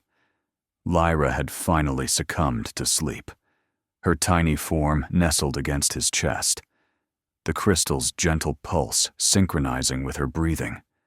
"Not quite what you expected when you sought refuge on Salra, I imagine," came the clan leader's voice as he joined Oron at the balcony rail. Oron smiled ruefully. "Not even close. I came looking for obscurity and found this." He glanced down at Lyra, then at the crystal visible through the opening in his ceremonial robes. "Whatever this is, purpose," the leader suggested simply. "The thing you believed lost at Talaris." Oron couldn't deny the truth of those words. "I still don't understand why it had to be me. Of all the beings in the galaxy who could have bonded with Lyra, who could have become her guardian, why a broken ex-soldier with more regrets than achievements?" The leader considered this question thoughtfully. Perhaps because the broken, recognize the value of healing in ways the whole never can. Perhaps because regrets create the capacity for redemption. He gestured to the sleeping infant. Or perhaps because the star child saw in you what you could not see in yourself, the potential to transform pain into protection, loss into love, through the bond, even in sleep. Oren felt Lyra's consciousness stir in agreement with these words. Her understanding of him went deeper than he could comprehend, seeing past the layers of trauma and self-doubt to the core of who he was, who he could be. Epsilon will return, Oron said, changing the subject to the practical concerns that never fully left his military mind. Sekra's false memories will buy us time, but a corporation with their resources won't abandon a prize like Lyra forever. We are counting on it, the leader replied, surprising him. The time of isolation for the Salen is ending. The prophecies speak of the Star Child leading our people back to the stars, forming new connections, new alliances. Epsilon's aggression merely accelerates a process that was already written in the pattern. He turned to face Oron directly. Which is why your inclusion in the clan is not merely symbolic. Skyfall, your knowledge of the wider galaxy, your understanding of its politics and conflicts, will be essential in the days to come. Oron nodded, accepting the responsibility that came with his new role. Then we should begin preparing immediately. Defensive protocols, evacuation contingencies, diplomatic initiatives with potential allies. The leader smiled, clearly pleased by Oron's practical approach. Already the warrior emerges to protect the future. Yes, we will do all these things and more. But tonight, he gestured to the celebrations continuing below. Tonight is for acknowledging what has been gained, not what might be lost. As the leader departed, leaving Oron alone with the sleeping Lyra, he reflected on how completely his life had changed in just a few short days. The aimless wanderer had found a home. The solitary survivor had found a family. The man who had failed to save so many on Talaris had been given a second chance to protect something precious. Sleep well, little star, he murmured to Lyra, feeling her consciousness nestled securely against his own through the bond. Tomorrow, we begin building your future. In the months that followed, the Selen settlement transformed from an isolated spiritual community into a hub of activity and preparation. Oron's military expertise, combined with the clan's advanced crystal technology, created defensive systems far beyond what Epsilon might expect from a supposedly primitive society. Lyra's development continued at its extraordinary pace. Though her physical growth proceeded normally for her species, her mental and spiritual evolution far outstripped conventional parameters. By the time half a standard year had passed, she was communicating fluently through the bond, sharing complex ideas and insights drawn from the ancestral knowledge of the Heartstone. Her relationship with Oron deepened beyond the initial guardian-ward dynamic into a genuine familial bond. He was not precisely a father to her. Their connection transcended standard kinship categories, but the love between them was unmistakable to anyone who observed their interaction. Through Lyra's influence, Oron's integration into the clan accelerated. The crystal in his chest evolved, becoming less a foreign implant and more an organic part of him. His understanding of Seelan culture and spirituality expanded, guided by Lyra's patient explanations of concepts that human language struggled to express. In turn, he taught her about the wider galaxy, its political structures, its conflicts and alliances, its dangers and wonders. Through the bond, she absorbed his memories of worlds he had visited, peoples he had encountered, battles he had fought. Together, they built a shared vision of how the Salen might emerge from isolation to take their place among the interstellar community. As Oron had predicted, Epsilon did not abandon their interest in Salra and its unique genetic potential. 6 months after Colonel Sekra's return with her false memories of failure, their sensors detected new corporate vessels entering the system. This time, however, the Salen were prepared. They approached cautiously. Oron reported to the clan council, which had expanded to include representatives from several neighboring clans who had joined the defensive alliance. 3 capital ships, likely carrying specialist extraction teams and combat drones. Their scan patterns suggest they're looking for energy signatures consistent with the Heartstone. The clan leader nodded, unsurprised. As we anticipated, are the countermeasures in place? Fully operational, Nareth confirmed. He had undergone perhaps the most dramatic transformation of all, evolving from a rigid traditionalist into a pragmatic innovator who seamlessly integrated ancient spiritual practices with modern tactical thinking. The resonance field will mask all crystalline energy patterns within the settlement perimeter. To their sensors, we will appear as nothing more than a primitive outpost. Vailari, who had taken charge of diplomatic initiatives, added, "The Federation representatives have responded to our communication. They express significant interest in evidence of Epsilon's violation of the Thrax Accord's provisions against corporate military action on sovereign worlds." Oron nodded in satisfaction. This had been his contribution to the strategic plan, leveraging his knowledge of Federation politics to position Epsilon's aggression as a diplomatic liability rather than merely a threat to one isolated clan. "And the evacuation preparations?" the leader inquired. "Complete," Oron assured him. "If the primary defense fails, we can relocate the entire settlement to the Crystal Spires within 6 hours. The cavern systems have been expanded and provisioned for up to 3 standard months of occupation." Throughout the meeting, Lyra sat on a specially designed crystal seat beside Oron, her small form now resembling a toddler of her species, though she rarely spoke aloud, preferring to communicate through the bond or through Nerith when broader sharing was required. Her presence was essential to the Council's deliberations. The ancestral knowledge she accessed provided context and insight that proved invaluable in planning for Epsilon's return. As the council session concluded, Oron felt Lyra's consciousness brush against his own, sharing an impression that wasn't directly related to Epsilon's approach. An image of the temple's inner sanctum, of the chamber where the Heartstone had merged with her months ago, accompanied by a sense of urgent necessity.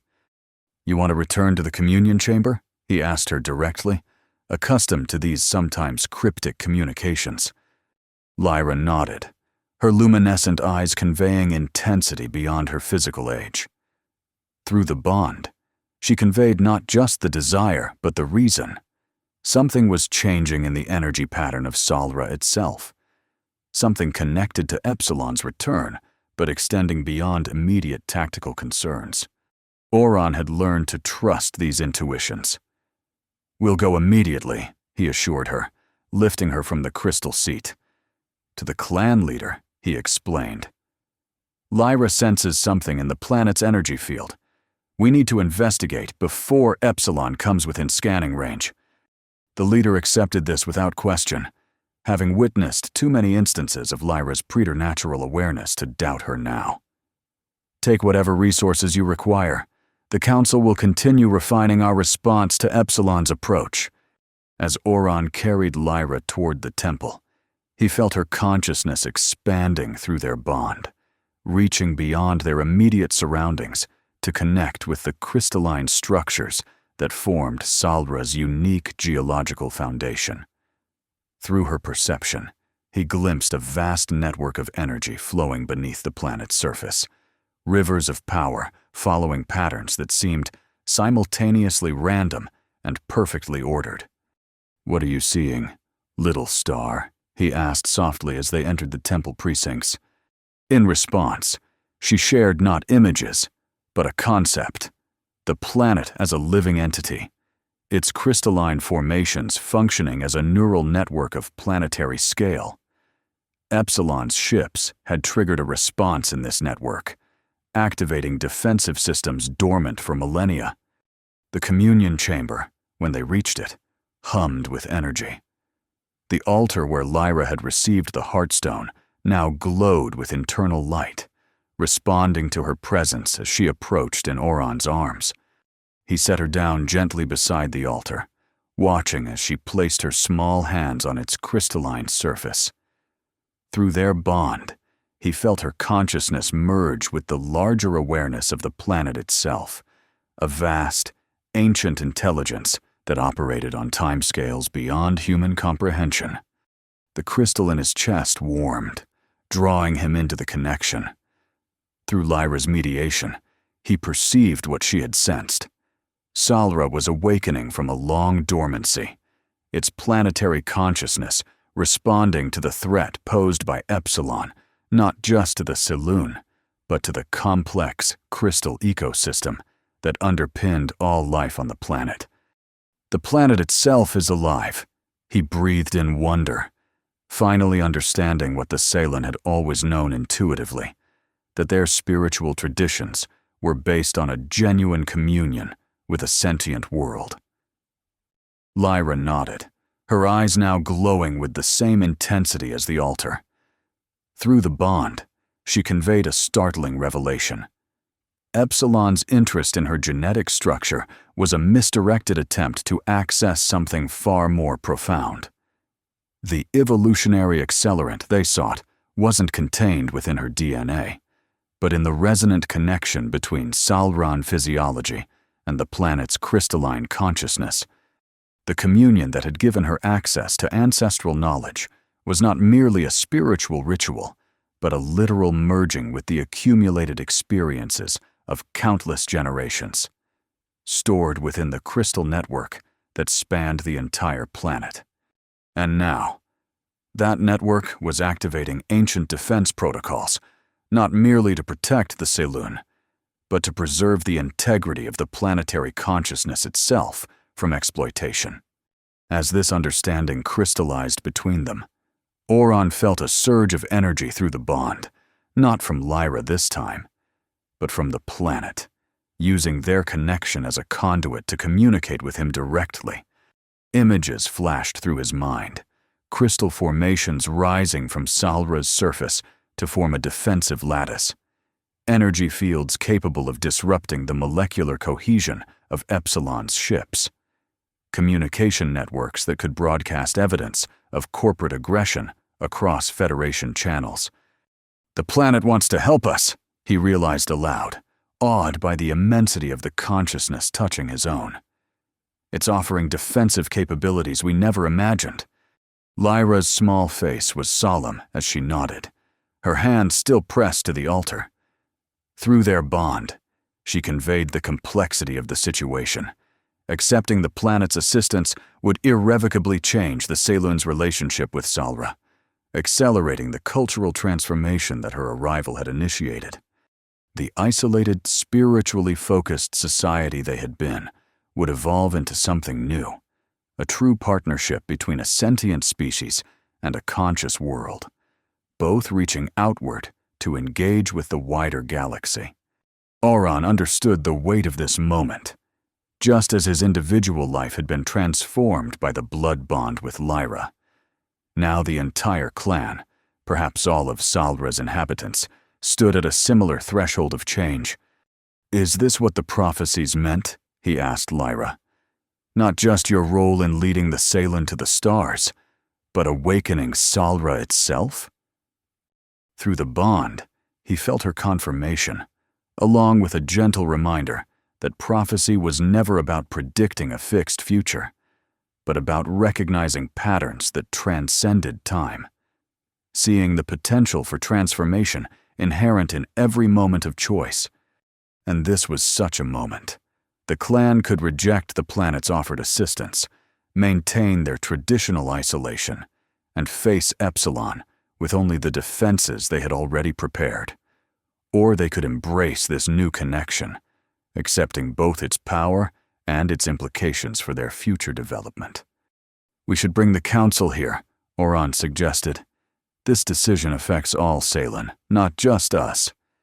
Lyra's response was unexpected. Through the bond, she conveyed that the decision was already being communicated to every crystal structure throughout the settlement, resonating with every Saloon who maintained even the most basic connection to the planet's energy field. The council members, being most attuned to these energies, would already be sensing the choice before them. As if confirming her insight, the communion chamber's entrance illuminated as the clan leader and council arrived, their expressions reflecting the awe of what they had experienced through their own connections to Salra's consciousness. "The ancestors spoke truly," Nareth whispered, his voice heavy with emotion. "The time of renewal comes not just for the Salen, but for Salra itself." The clan leader moved to stand beside Oron, his silver-sheened skin reflecting the pulsing light of the altar. "You have brought us to the threshold of a new age. Skyfall," he said quietly. "First by saving the Star Child, then by joining our pattern, and now by helping us understand what has always been beneath our feet, waiting to be fully recognized." "I just followed where Lyra led," Oron replied honestly. "She's the one who perceives the deeper patterns." "Because you protected her long enough to develop that perception," Vailari pointed out, joining them. "The bond between you created the bridge that now connects us all more fully to Salra." Through that expanded connection, Oron sensed Epsilon's ships drawing closer, their sensors probing the planet's surface with increasing focus. The time for decision had arrived. "The council is unanimous," the leader announced, having communed silently with the other members. "We accept Salra's offered partnership and the transformation it will bring. The time of isolation ends today." At his words, Lyra's hands pressed more firmly against the altar, and the crystal in Oron's chest flared with brilliant light.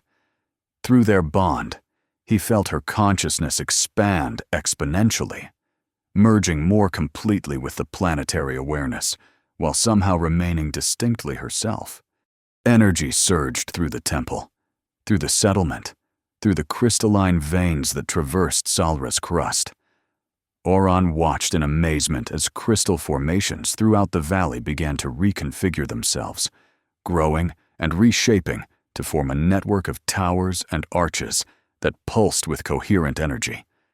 "The planetary defense system," Nareth breathed in wonder.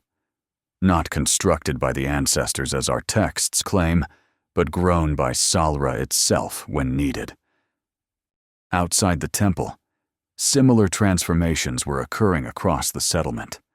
Crystalline structures that had served as dwellings and ceremonial spaces reconfigured into more complex forms, integrating the defensive technologies that Oron and the Council had developed with the planet's own ancient systems. Through Lyra's connection, Oron perceived Epsilon's response to these changes, confusion and alarm, as their sensors detected energy signatures unlike anything in their databases. The corporation's ships slowed their approach, deploying reconnaissance drones to investigate the unexpected phenomena. "They hesitate," he reported to the Council, "but they won't retreat. Epsilon's operational doctrine emphasizes asset acquisition at all costs once a primary objective has been identified." The clan leader nodded grimly. "Then we must demonstrate that the cost has become prohibitively high." He turned to Lyra, still connected to the altar. "Is Salra prepared to defend itself?" In response, the entire temple vibrated with a deep, resonant tone that seemed to come from the planet itself. Through the bond, Oron felt Lyra's affirmation, not just her own, but that of the planetary consciousness working through her. "Yes," he translated for the others, though he suspected they had felt the response as well. "But Salra proposes more than mere defense. It offers a demonstration that will resonate beyond this immediate confrontation, a message to Epsilon and to the galaxy at large. The leader's expression turned thoughtful. What kind of demonstration? Before Oron could relay Lyra's response, the answer manifested visually on the altar's surface, a holographic display showing crystal formations across the planet activating simultaneously, generating a coherent energy pulse that would engulf Epsilon's ships without destroying them, temporarily disrupting all systems while broadcasting a clear message. Salra was not merely a primitive world ripe for exploitation, but a sentient entity capable of defending itself and its inhabitants. A show of force without destruction, Nerith observed approvingly, demonstrating power while preserving life, and broadcasting evidence of Epsilon's aggression to Federation communication networks, Vailari added, noting another aspect of the plan displayed in the hologram. Establishing Salra as a sovereign entity deserving of diplomatic recognition. The council members exchanged glances, communicating silently through their enhanced connection to the planetary consciousness.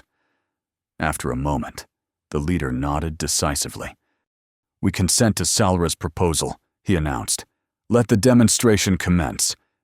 At his words, Lyra's small form was suffused with light that spread from her hands into the altar and outward through the temple's crystalline structure.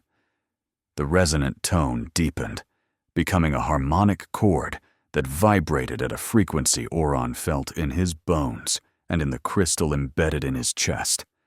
Through their bond, he experienced the awesome power of a planetary consciousness fully awakened, vast beyond human comprehension, yet focused with laser precision on the approaching threat. Energy flowed through crystal formations across Salra's surface, converging and amplifying, building toward a coordinated release. When it came, the pulse was both subtle and overwhelming, not a destructive blast, but a wave of coherent energy that rippled outward from the planet, enveloping Epsilon's ships in a field that disrupted their molecular coherence, just enough to render all systems temporarily inert without harming the organic crew. Simultaneously, a transmission burst from Salra's newly activated communication array, sending evidence of Epsilon's unprovoked approach, along with data about the corporation's previous attack and their plans to extract genetic material from a sovereign world's inhabitants. The transmission went not just to nearby Federation outposts, but to every major diplomatic hub within range. Through Lyra's connection to the planetary consciousness, Oron witnessed the immediate aftermath, Epsilon's ships drifting powerless, their crews confused and alarmed, Federation diplomatic channels erupting with activity as the implications of the evidence became clear, and most significantly, responses from a dozen previously unknown crystal-based entities on other worlds, awakened by Salra's broadcast after millennia of dormancy. "We are not alone," he breathed in wonder as Lyra's consciousness conveyed the magnitude of this discovery.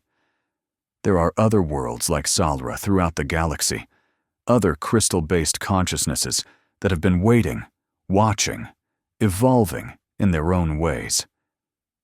The council members received this revelation with varying degrees of shock and awe. Their understanding expanded through the heightened connection to Salra's awareness. "The prophecies spoke of the Star Child leading us to the stars," Narith murmured. "But they didn't specify that we would find kindred spirits among those stars, other worlds with consciousnesses similar to Salra's own." The clan leader's expression was one of profound revelation.